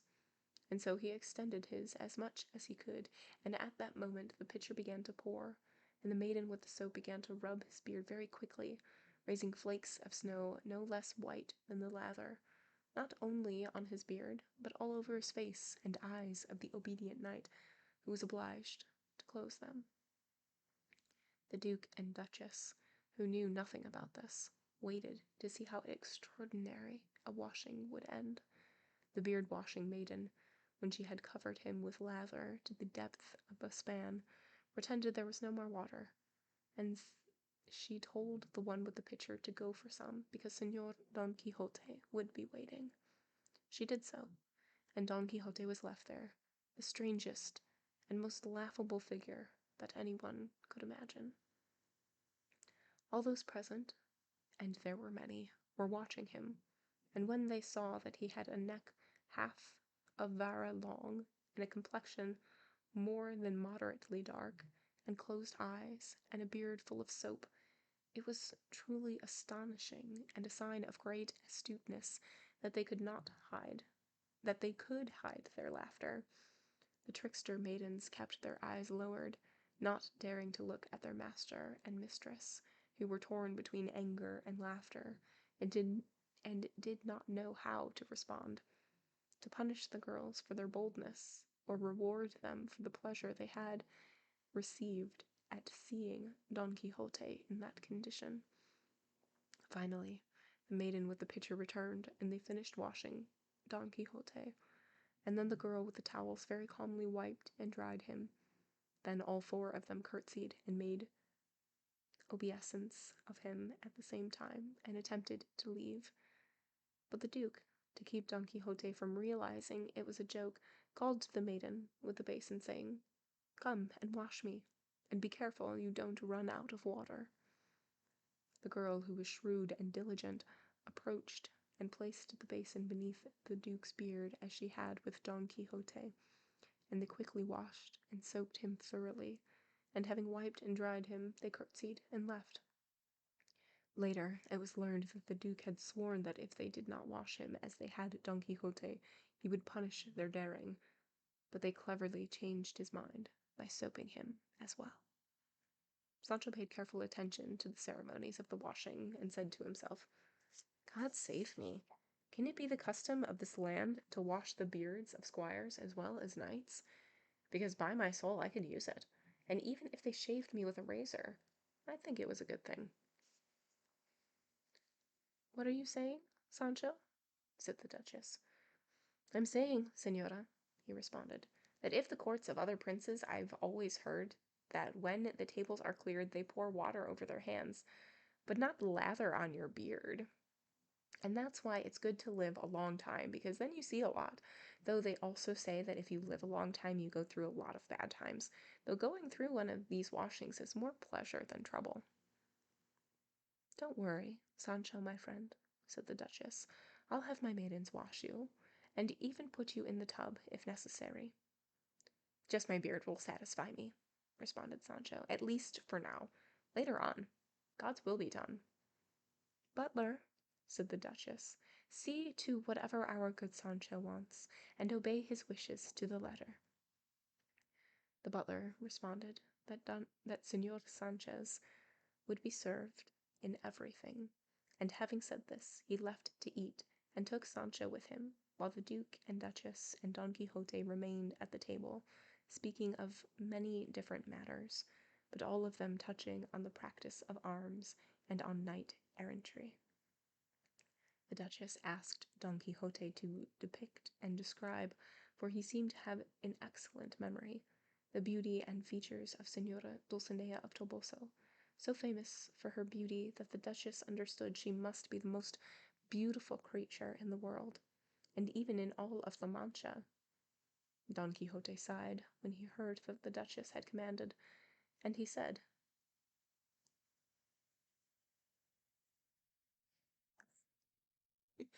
they offered, yes, to have people give him a bath.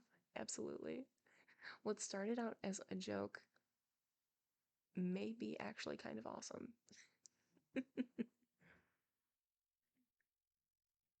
If I could take out my heart and place it before the eyes of your highness here on this table, on a plate, it would spare my tongue the effort of saying what can barely be thought, because in it your excellency would see her portrayed in detail.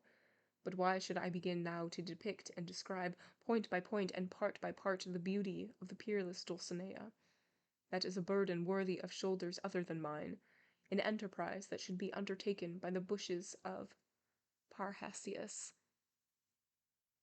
Timanthus, and Apelles, and the chisels of Lysippus, to paint and engrave her on tablets, marble and bronze, and by Ciceronian and Demosthenes rhetoric to praise her. And there is a note after Lysippus, and it says, these were artists of Greek antiquity. What does Demosthenian mean, Señor Don Quixote? Asked the Duchess. That is a word I have never heard before in all my days. Demosthenian rhetoric, responded Don Quixote, is the same as saying the rhetoric of Demosthenes, and Ciceronian means of Cicero, and they were the two greatest rhetoricians in the world. That is true, said the Duke, and you must have been confused when you asked the question, because even so, Señor Don Quixote would give us great pleasure if he would depict her for us, and I am certain that even in the broad strokes of a sketch she will appear in such a fashion that even the most beautiful women will be envious of her. I would do so, most certainly, responded Don Quixote, if my image of her had not been blurred by the misfortune that befell her recently, one so great that I am better prepared to weep for her than to describe her, because your highness must know that not long ago, when I was going to kiss her hands and receive her blessing, approval, and permission for this third sally, I found a person different from the one I was seeking. I found her enchanted, transformed from a princess to a peasant, from beautiful to ugly, from an angel into a devil, from fragrant into foul-smelling, from well-spoken into a rustic, from serene into skittish, from light into darkness, and finally, from Dulcinea of Toboso into a low-born farm-girl from Sayago. Lord save me, the Duke exclaimed in a loud voice. Who could have done so much harm to the world? Who has removed from it the beauty that brought it joy, the grace that brought it delight, the virtue that brought it honor? Who? Responded Don Quixote. Who can it be but some malevolent enchanter, one of the many envious ones who pursue me? An accursed race, born into the world to darken and crush the feats of good men, to shed light on and raise up the deeds of the wicked. Enchanters have pursued me, enchanters pursue me now, and enchanters will pursue me until they throw me and my high chivalric exploits into the profound abyss of oblivion. They harm and wound me in the part where they can see I feel it most. For taking away this lady from a knight-errant is taking away the eyes with which he sees, and the sun that shines down on him, and the sustenance that maintains him. I have said it many times before, and now I say it again. The knight-errant without a lady is like a tree without leaves, a building without a foundation, a shadow without a body to cast it. Absolutely. Don Quixote is totally the type of person that just like has a rain cloud over him at all times. The world's out to get him. There is nothing more to say, said the Duchess, but if, despite this, we were to believe the history of Señor Don Quixote that only recently has come into the world to the general applause of all people, we infer from that, if I remember correctly, that your grace has never seen Señora Dulcinea, and that she does not exist in the world but is an imaginary woman, and that your grace engendered and gave birth to her in your mind, and depicted her with all the graces and perfections that you desired. There is much to say about that, responded Don Quixote. God knows if Dulcinea exists in the world or not, or if she is imaginary or not imaginary. These are not the kinds of things whose verification can be carried through to the end. I neither engendered nor gave birth to my lady, although I contemplate her in the manner proper to a lady who possesses the qualities that can make her famous throughout the world. To wit, she is beautiful without blemish, serious without arrogance, amorous but modest, grateful because she is courteous, courteous because she is well bred, and finally noble because of her lineage. For when coupled with good blood, beauty shines and excels to a greater degree of perfection than in beautiful women of humble birth. That is so, said the Duke, but Señor Don Quixote must give me permission to say that what I am obliged to say because of the history of his deeds which I have read, and from which one infers that even if it is conceded that Dulcinea exists, in Toboso or outside it, and that she is as exceptionally beautiful as your grace depicts her for us, in the matter of noble lineage she cannot compare with the Orianas, Madasimas, Alastrajareas, I was close, or other ladies of that kind who fill the histories which your grace knows so well. To that I can say, responded Don Quixote, that Dulcinea is the child of her actions, and that virtues strengthen the blood, and that a virtuous person of humble birth is to be more highly esteemed and valued than a vice-ridden noble, especially since Dulcinea possesses a quality that can make her a queen with a crown and scepter, for the merits of a beautiful and virtuous woman extend to performing even greater miracles, and in her she carries, virtually, if not formally, even greater good fortune. There is a note. Every time I, say there is a note, I feel like I'm, Velma being like, Jinkies. There is a note after Dulcinea possesses a quality, and it says, the word in Spanish, giron, has several meanings and can also signify a heraldic figure called a gyron, Gyron. I don't know what that is. A triangular shape that extends from the border to the center of a coat of arms. The allusion is to Dulcinea's noble blood. There you go.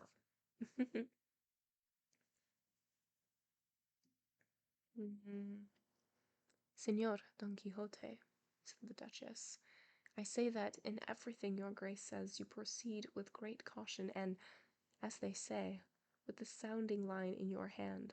From now on I shall believe, and make my entire household believe, and even my lord the Duke, if necessary, that Dulcinea exists in Toboso, and that she lives in our day, and is beautiful and nobly born, and worthy of having a knight like Señor Don Quixote serving her, which is the highest praise I can give, and the highest I know of. But I cannot help having one scruple, and feeling a certain animosity toward Sancho Panza. The scruple is that the aforementioned history says that Sancho Panza found the lady Dulcinea when he brought her a missive on behalf of your grace, sifting a sack of grain, and, apparently, that it was buckwheat, which makes me doubt the nobility of her lineage. To which Don Quixote responded, Señora, your Highness must know that all or almost all the things that befell me go beyond the ordinary scope of things that happen to other knights-errant.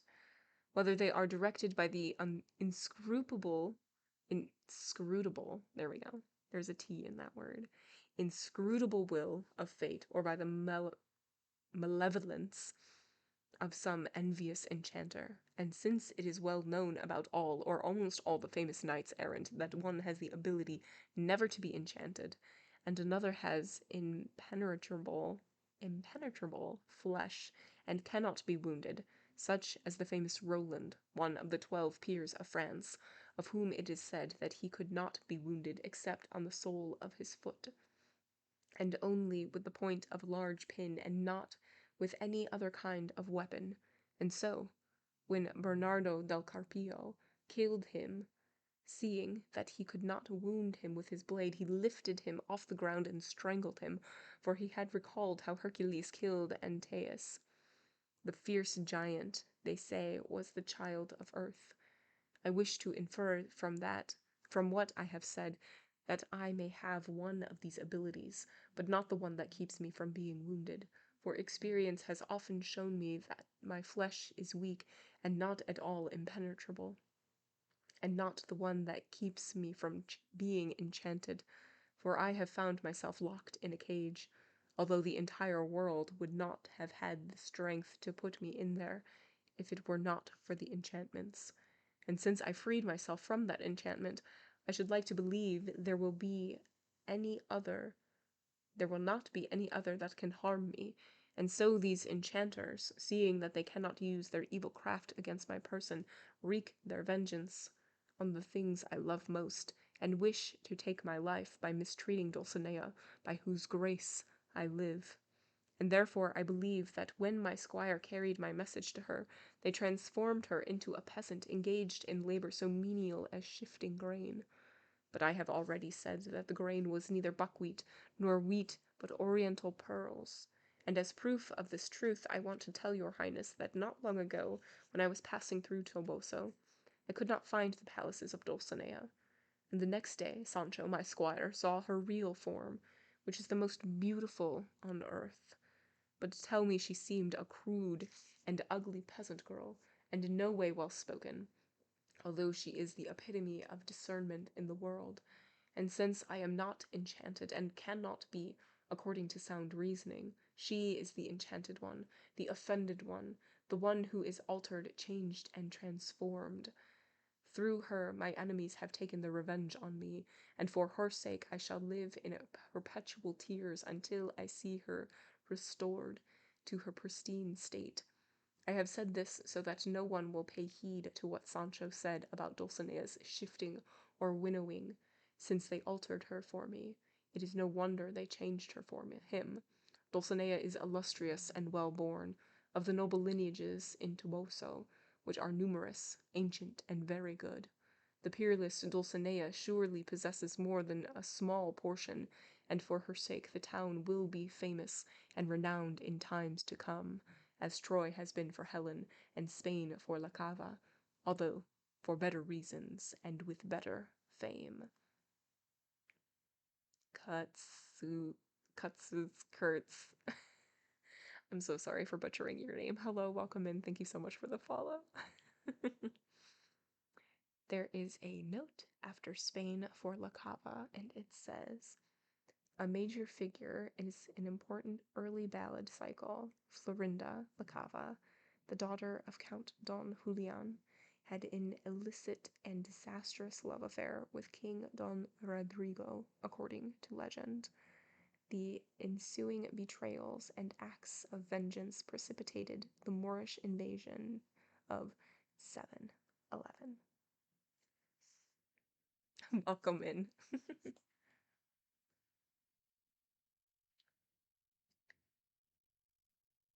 On the other hand, I want your lordship and ladyship to understand that Sancho Panza is one of the most amusing squires who ever served a knight-errant. At times his simpleness is so clever that deciding if he is simple or clever is a cause of no small pleasure. His slyness condemns him for a rogue, and his thoughtlessness confirms him as a simpleton. He doubts everything, and he believes everything. When I think that he is about to plunge headfirst into foolishness, he comes out with perceptions that raise him to the skies. In short, I would not trade him for any other squire, even if I were given a city to do so. Consequently, I have some doubt regarding whether sending him to the governorship with which your highness has favored him is the right thing to do, although I see in him a certain aptitude for governing, with just a little refinement of his understanding. He would be as successful with any governorship as the king is with his duties and taxes. Moreover, by dint of long experience, we know that neither great ability nor great learning is needed to be a governor, for there are in the world at least 100 who barely know how to read, and who govern in a grand manner. The essential point is that they have good intentions and the desire always to do the right thing, for they will never lack someone to guide and counsel them in what they must do, like those knightly unlettered governors who pass judgment with an adviser at their side. I would caution him not to accept bribes, and not to lose sight of the law, and a few other trifles that I shall not mention now, but will come out in due course, to the benefit of Sancho and the advantage of the insula which he will govern. Your name means unholy wolf. That's amazing. Wrong, but cute. Thanks. The Duke, the Duchess, and Don Quixote had reached this point in their conversation when they heard many voices and a clamor of people in the palace, and suddenly a frightened Sancho burst into the room wearing a piece of coarse burlap as a bib, and behind him came a number of young men, that is to say, scullery boys and other menials, and one was carrying a tub of water whose color and lack of cleanliness indicated that it was dishwater, and the boy with the tub was following and pursuing Sancho, and attempting with all solicitude to place it and put it under his beard, which another rogue showed signs of wanting to wash. "What is this, my friends?" asked the Duchess. "What is this? What do you want from this good man? Haven't you considered that he has been selected governor?" To which the roguish barber responded, "This gentleman won't let himself be washed, though that's the custom in the way the Duke, my lord, was washed, and his own master." "I will let myself," responded Sancho in a fury, "but I want it to be with cleaner towels and cleaner water, and hands that aren't so dirty, for there's not so much difference between me and my master that they should wash him with angel water, and me with the devil's bleach. The customs of different lands and the palaces of princes are as good as long as they don't cause any pain, but the custom of washing that they have here is worse than being flagellated. My beard is clean, and I don't need any freshening up like this. Whoever tries to wash me or touch my hair on my head, of my beard, with all due respect, I'll hit them so hard that I'll leave my fist embedded in his skull. Ceremonies and soapings like these seem more like mockery than hospitality for guests." The Duchess was convulsed with laughter when she saw the anger and heard the words of Sancho, but Don Quixote was not very pleased to see him so badly adorned with the streaked and spotted towel, and so surrounded by so many kitchen scullions, and after making a deep bow to the Duke and Duchess, as if asking their permission to speak, he spoke to the mob in a tranquil voice, saying, "Hello, señores.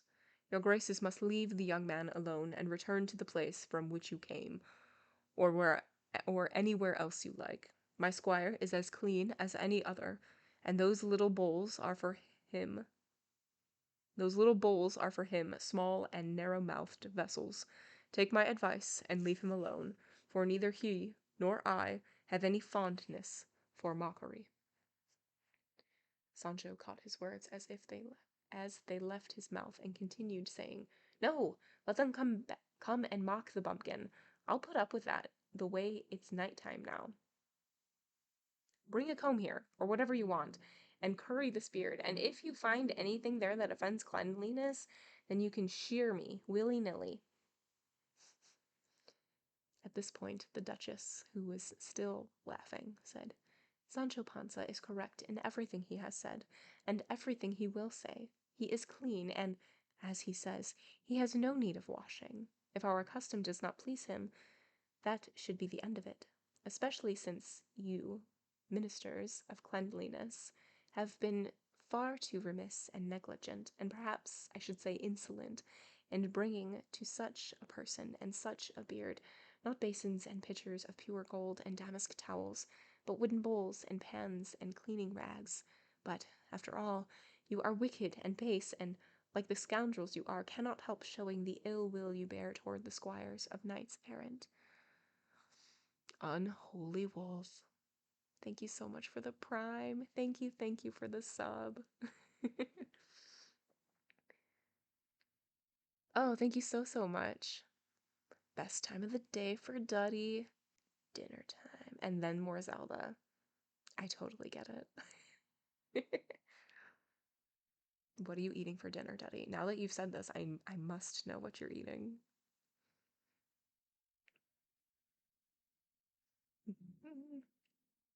The roguish ministrants, and even the butler who had come in with them, believed that the Duchess was speaking seriously, and so they removed the burlap from Sancho's chest, and disconcerted, and almost embarrassed, they went away and left him alone, and he, seeing himself free of what had seemed to him in extreme danger, went to kneel before the Duchess. Leftover pizza? Okay. Very important question. Do you heat up your leftover pizza, or do you simply eat it cold? Also, leftover pizza is always special. You heat it up? Okay. Just wondering.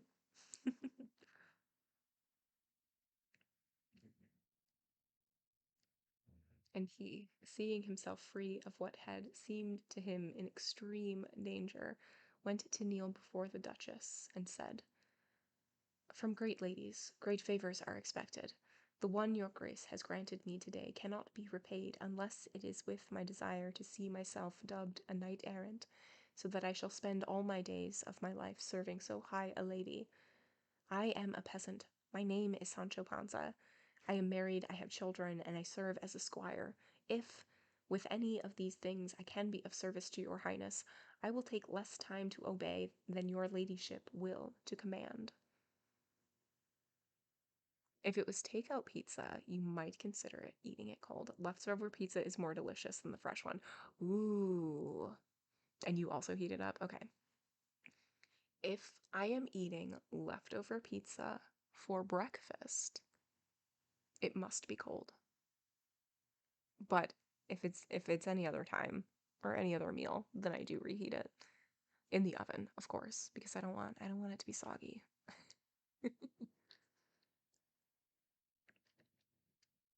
It certainly seems so, Sancho, responded the Duchess, that you have learned to be courteous in the school of courtesy itself.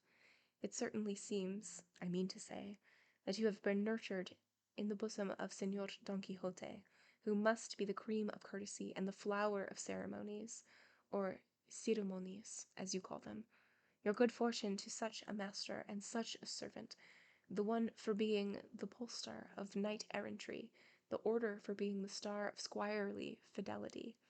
Arise, Sancho, my friend, and I shall repay your courtesies by having the Duke, my lord, as quickly as he can, fulfill the promised favor of a governorship for you." With this, their conversation ended, and Don Quixote went to take his siesta, and the Duchess requested that if Sancho had no great desire to sleep, he should come and spend the afternoon with her and her maidens in a room that was cool and pleasant. Sancho replied that although it was true that he was in the habit of taking 4 or 5 hour siestas in the summer, to respond to her great kindness he would attempt with all his might not to sleep even one that day, and would obey her command, and then he left. The Duke issued new orders that Don Quixote was to be treated as a knight-errant, without deviating from the slightest from the manner in which it has been recounted that knights of old were treated. And that is the end of chapter 32.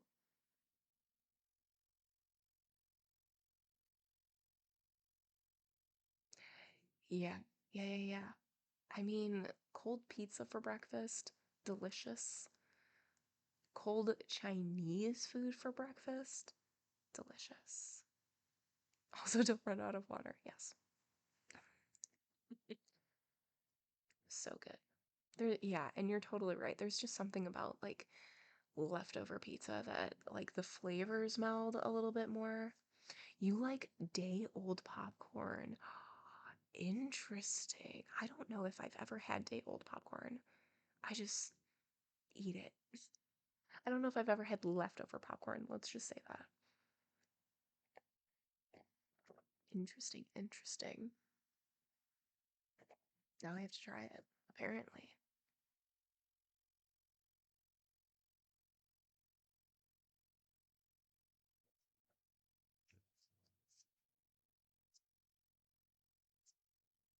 Okay.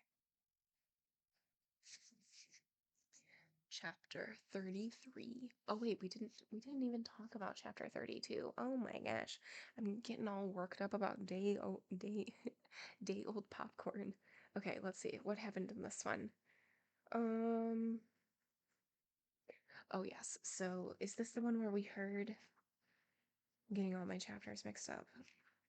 Yes. So this is the one where Don Quixote responded to the ecclesiastic who was like, "You are foolish, you are a fool, and anybody who supports you is also foolish." And so Don Quixote like responds, and anytime he responds to naysayers of him being a knight errant, he is always he's very well spoken in doing so. And so of course he is again very well spoken, and the ecclesiastic just leaves. He's like, I can't take this anymore. For as long as Don Quixote and Sancho are here, I'm out. I'm outie. So he leaves the table, and so they finish up their meal, all of those things, and then as like a joke, these these four servants come out, and instead of like pouring water over hands like after a meal to like clean them or whatever, they start washing Don Quixote's beard and playing it off as like being their custom. And they also pretend that they ran out of water. So they leave Don Quixote with his beard just all soapy and then come back and then finish rinsing it out. And so that they don't like make it obvious that it was a joke, the Duke, they also washed the Duke's beard. And then Sancho's like, I could use that. I could have a nice like beard wash. And so like the Duchess is like, you can have anything that you want. In fact, you can go and have a bath if that's what you really want. And so they get to talking and they want Don Quixote to talk about Lady Dulcinea and describe her and her beauty. And he's like, I can't do that. I honestly cannot do that. If I could pluck my eyeballs out and put them on a table so that you could see through them for me, that would be great. But I can't, especially since my vision has been sullied. The last time I saw her, she was a peasant girl because of the enchanters. Because, of course. Of course, the enchanters, and not because Lady Dulcinea isn't real, which they do gently bring up and say, like, well, we heard that you have never seen her before, and that when Sancho saw her, she was, you know, working with buckwheat, and that doesn't sound very highborn. And so Don Quixote explains that away and is just like, fa fa fa. Um, yeah, and I think that's the gist. That's the gist of it. Okay, now we can go. All right, chapter 33.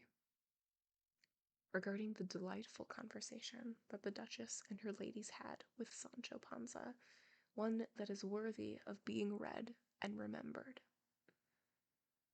Well, the history recounts that Sancho did not sleep that day's siesta, but kept his word, and came as requested to see the Duchess, who derived so much pleasure from listening to him that she had him sit next to her on a low seat, although Sancho, being well bred, did not wish to sit, but the Duchess told him to sit as a governor and speak as a squire, since for both he deserved the ivory seat of El Cid Ruy Diaz campeador. And there is a note after that name, after El Cid Ruy Diaz Campeador, and it says, in allusion to the throne won by El Cid in Valencia.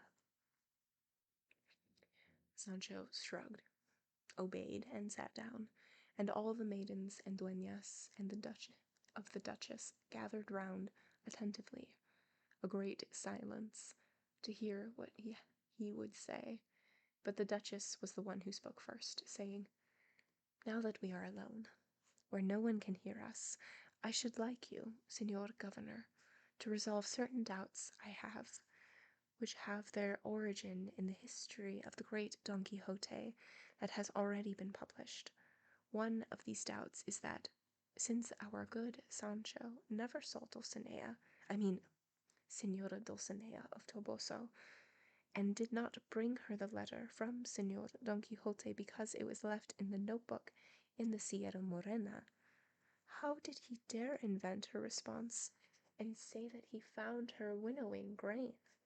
This was nothing but a deception and a lie, and so harmful to the good name of the peerless Dulcinea, and so inappropriate to the character and fidelity of good squires." At these words, without saying a single one in response, Sancho got up from the seat, and with silent steps, his body bent, his fingers to his lips, he walked around the room, lifting all the hangings, and then, when he had done this, he sat down again and said, "Now that I have seen, Señora, that nobody is hiding and listening to us except those present, without fear or sudden fright I'll answer what you have asked me, and anything else you may ask me. And the first thing I'll say is that I believe my master, Don Quixote, is completely crazy, even though sometimes he says things that, in my opinion, and in the opinion of others who hears him, are so intelligent and well-reasoned that Satan himself couldn't say them better. But even so, truly and without any scruples, it's clear to me that he's a fool. And because I have this idea in mind, I can dare to make him believe anything, even if it makes no sense, like that reply to his letter, or something that happened 6 or 8 days ago that isn't in the histories yet. I mean the enchantment of Señora Doña Dulcinea. Because I've made him think she's enchanted, and that's as true as a fairy tale." The Duchess asked him to tell her about the enchantment or deception, and Sancho recounted everything just as it had occurred, from which his listeners derived no small pleasure, and continuing their conversation, the Duchess said, "From what our good Sancho has told me, a good bleh, bleh, bleh, bleh. Let's try that again.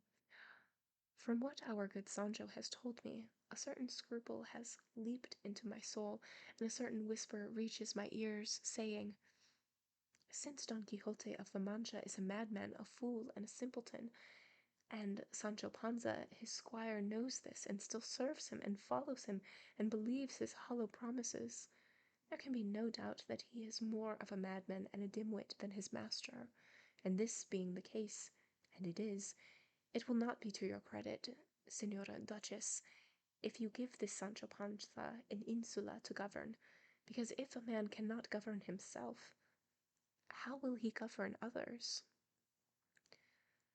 "By God, Señora," said Sancho, "that scruple of yours is just what I expected, but your grace should tell it to speak clearly, or however it wants to, because I know it's telling the truth.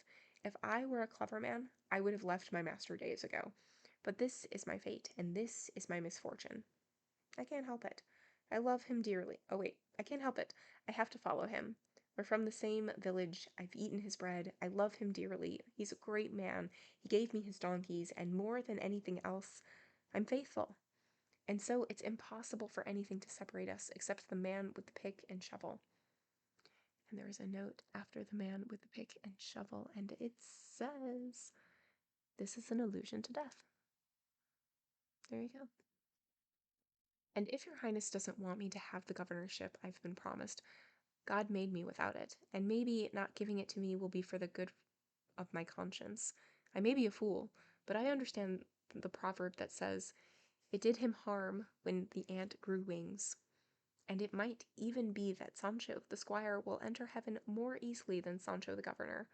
The bread they bake here is as good as in France, and at night every cat is gray, and the person who hasn't eaten by 2 in the afternoon has more than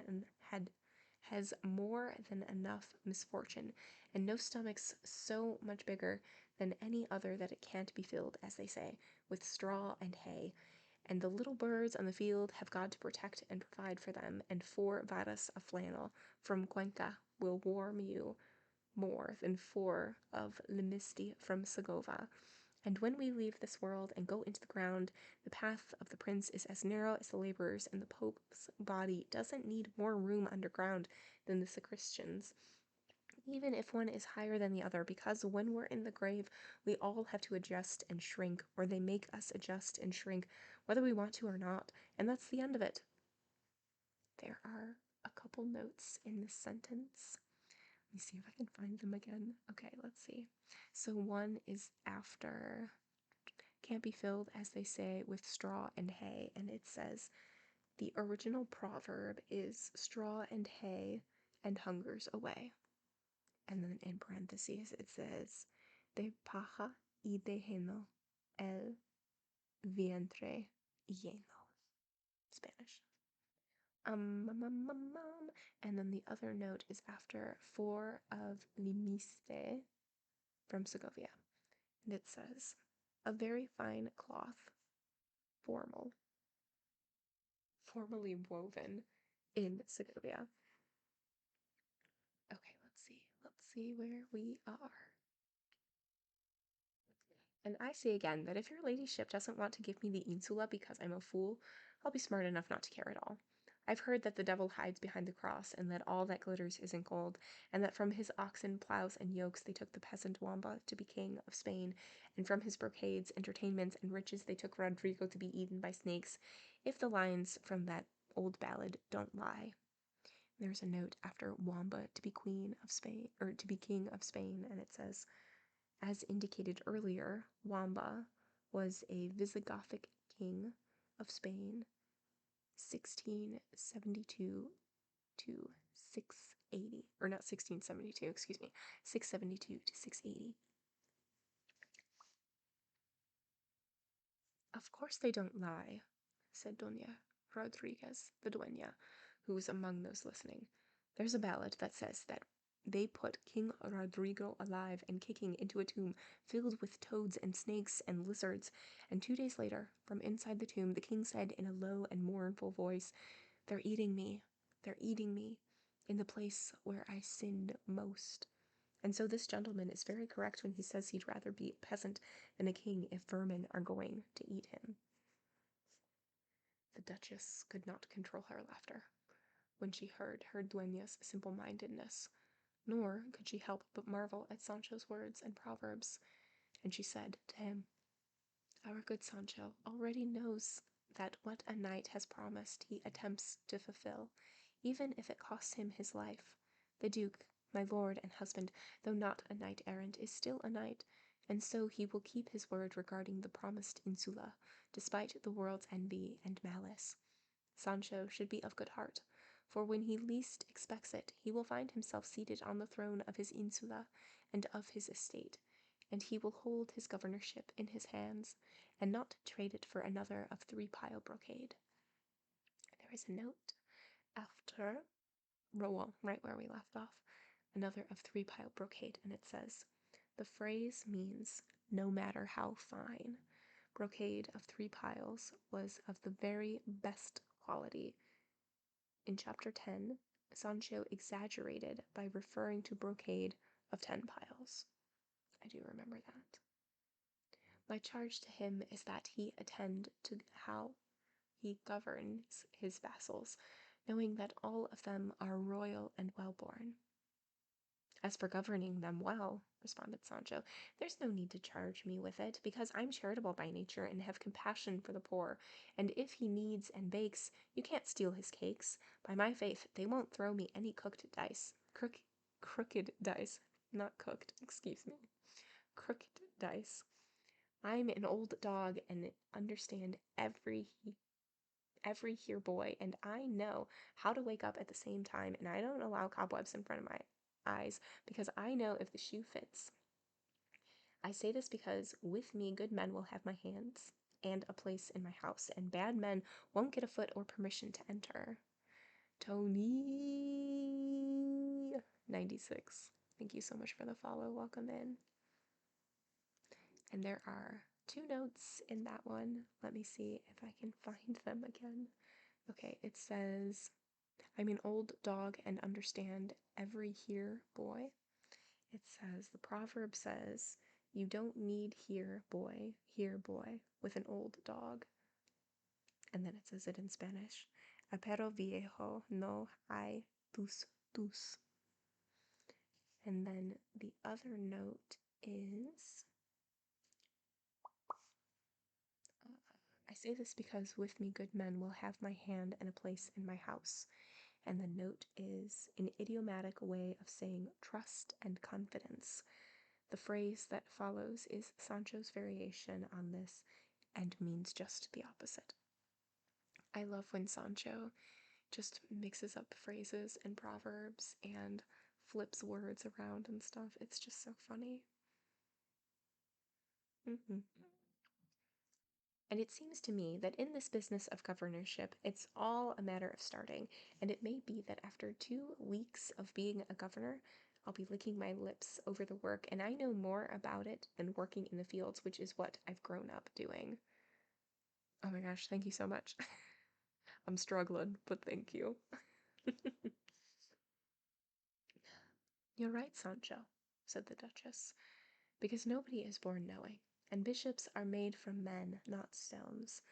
But returning to the conversation we had a little while ago about the enchantment of Senora Dulcinea, I consider it true and verified beyond any doubt that the idea Sancho had of tricking his master and leading him to believe that the peasant was Dulcinea, and if his master did not know her, it had to be because she was enchanted, was all an invention of one of the enchanters who pursue Señor Don Quixote, because really and truly, I know from a reliable source that the peasant girl who leaped from the donkey was, and is, Dulcinea of Toboso, and that our good Sancho, thinking he was a deceiver, is the deceived. There is no reason to doubt this truth any more than we doubt other things we have never seen, and Señor Sancho Panza should know that we too have enchanters here, and they love us dearly, and tell us what is going on in the world, purely and simply and without plots or complications. Let Sancho believe me when I say that the leaping peasant girl was and is Dulcinea of Toboso, who is as enchanted as the mother who bore her, and when we least expect it, we shall see her in her true form, and then Sancho will be free of the self-deprecation in which he lives. Okay, this is super interesting. Why is she doing this?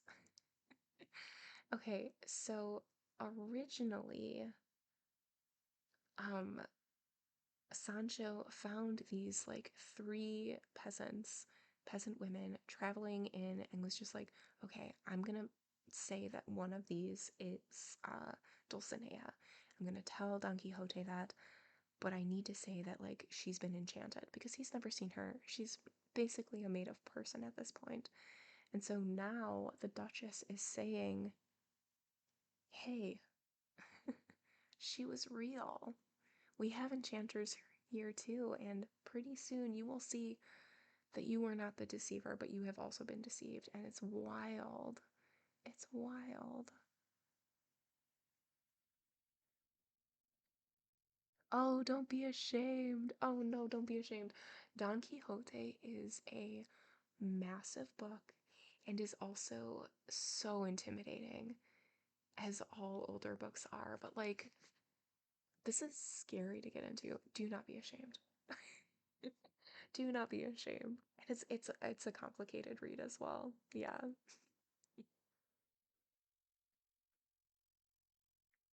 Okay, let's see. That may be true, said Sancho Panza, and now I want to believe what my master says he saw in the cave of Montesinos, where he says he saw Senora Dulcinea of Toboso in the same dress and garb that I said I had seen her wearing when I enchanted her for my own pleasure.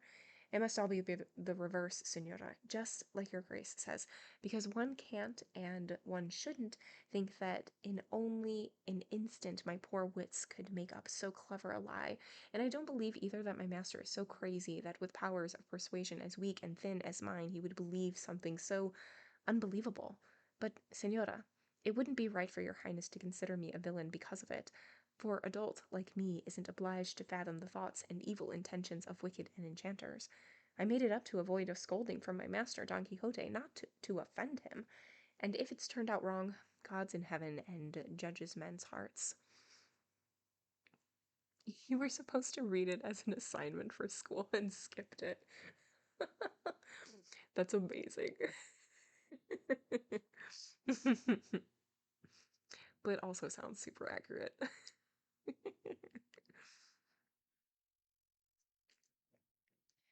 That is true, said the Duchess. But now tell me, Sancho, what you were saying about the cave of Montesinos. I'd like to know.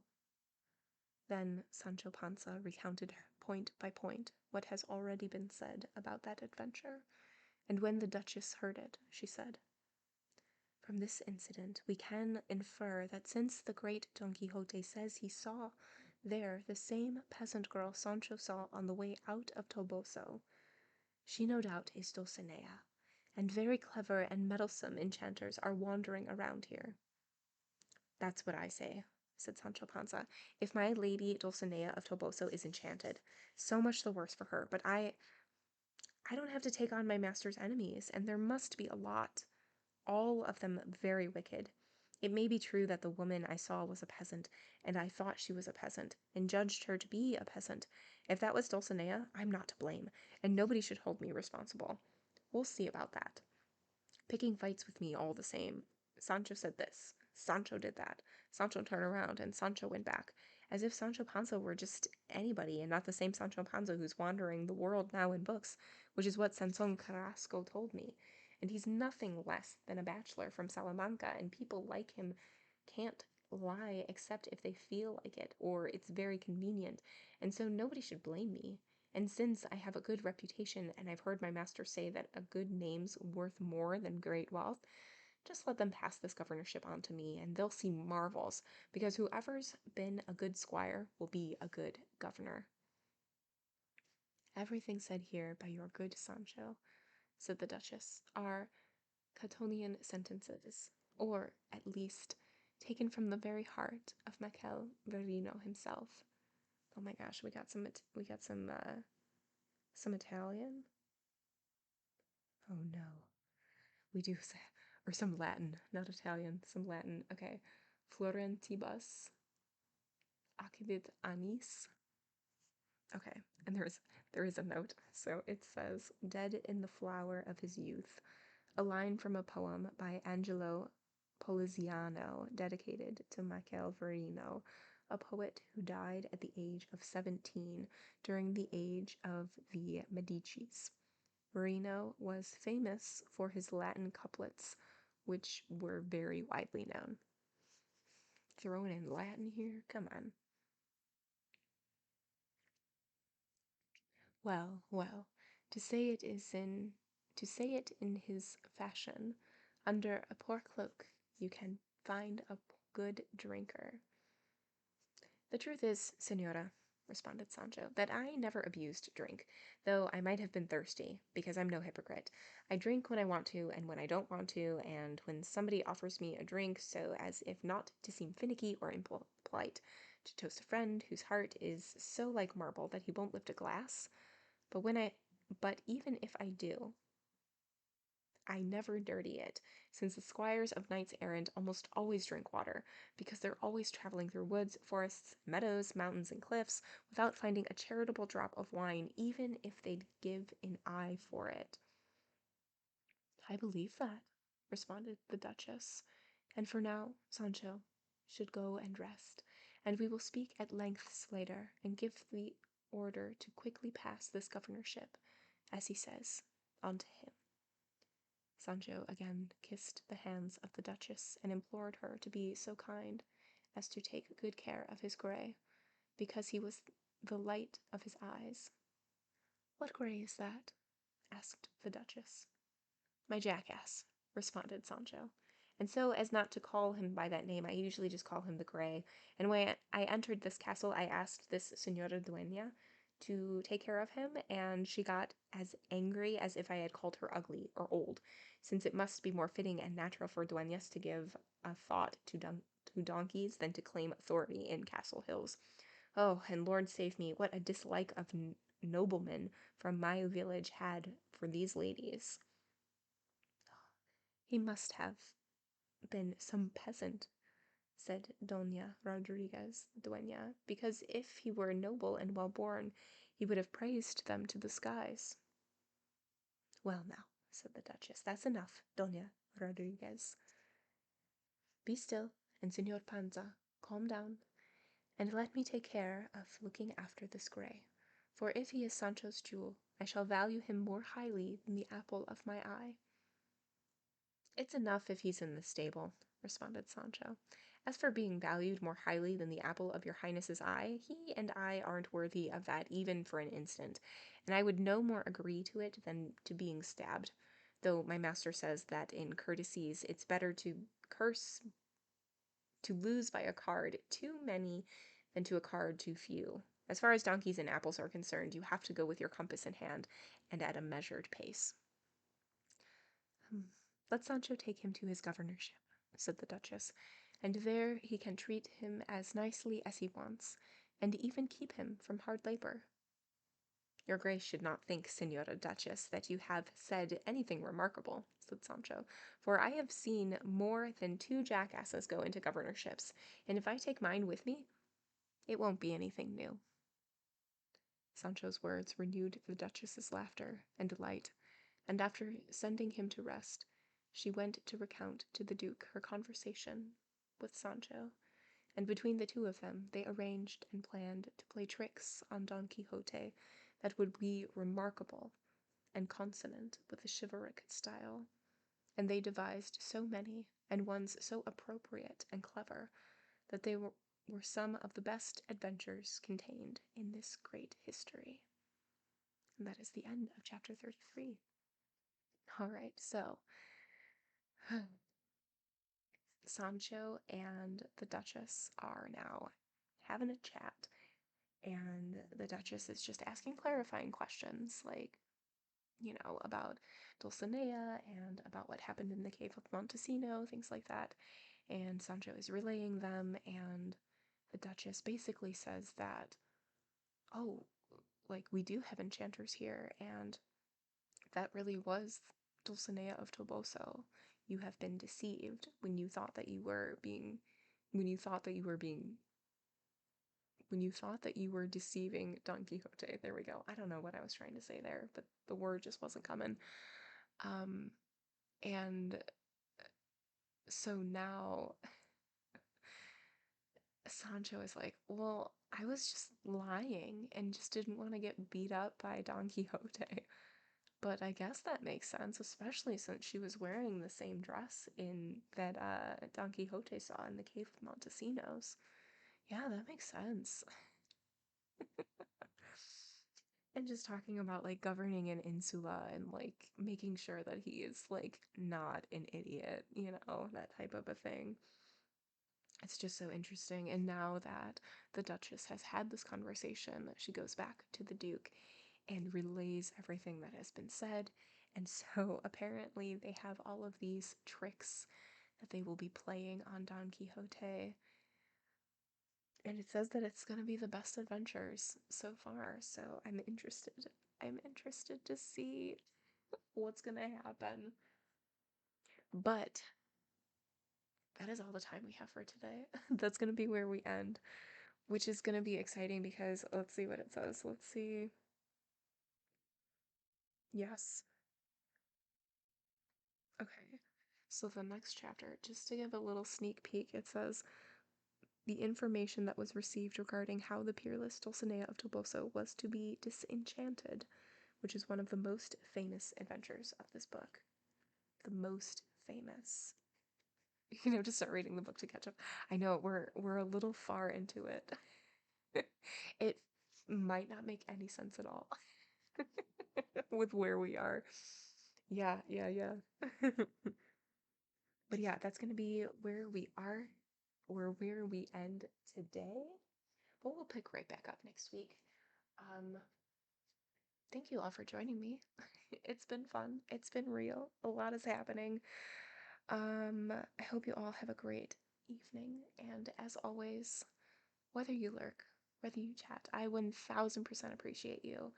And I 1000% appreciate your story. Or your story. I 1000% appreciate your support. Oh my gosh, it's 2 o'clock there. Oh my gosh. Have a good one, everyone. Bye.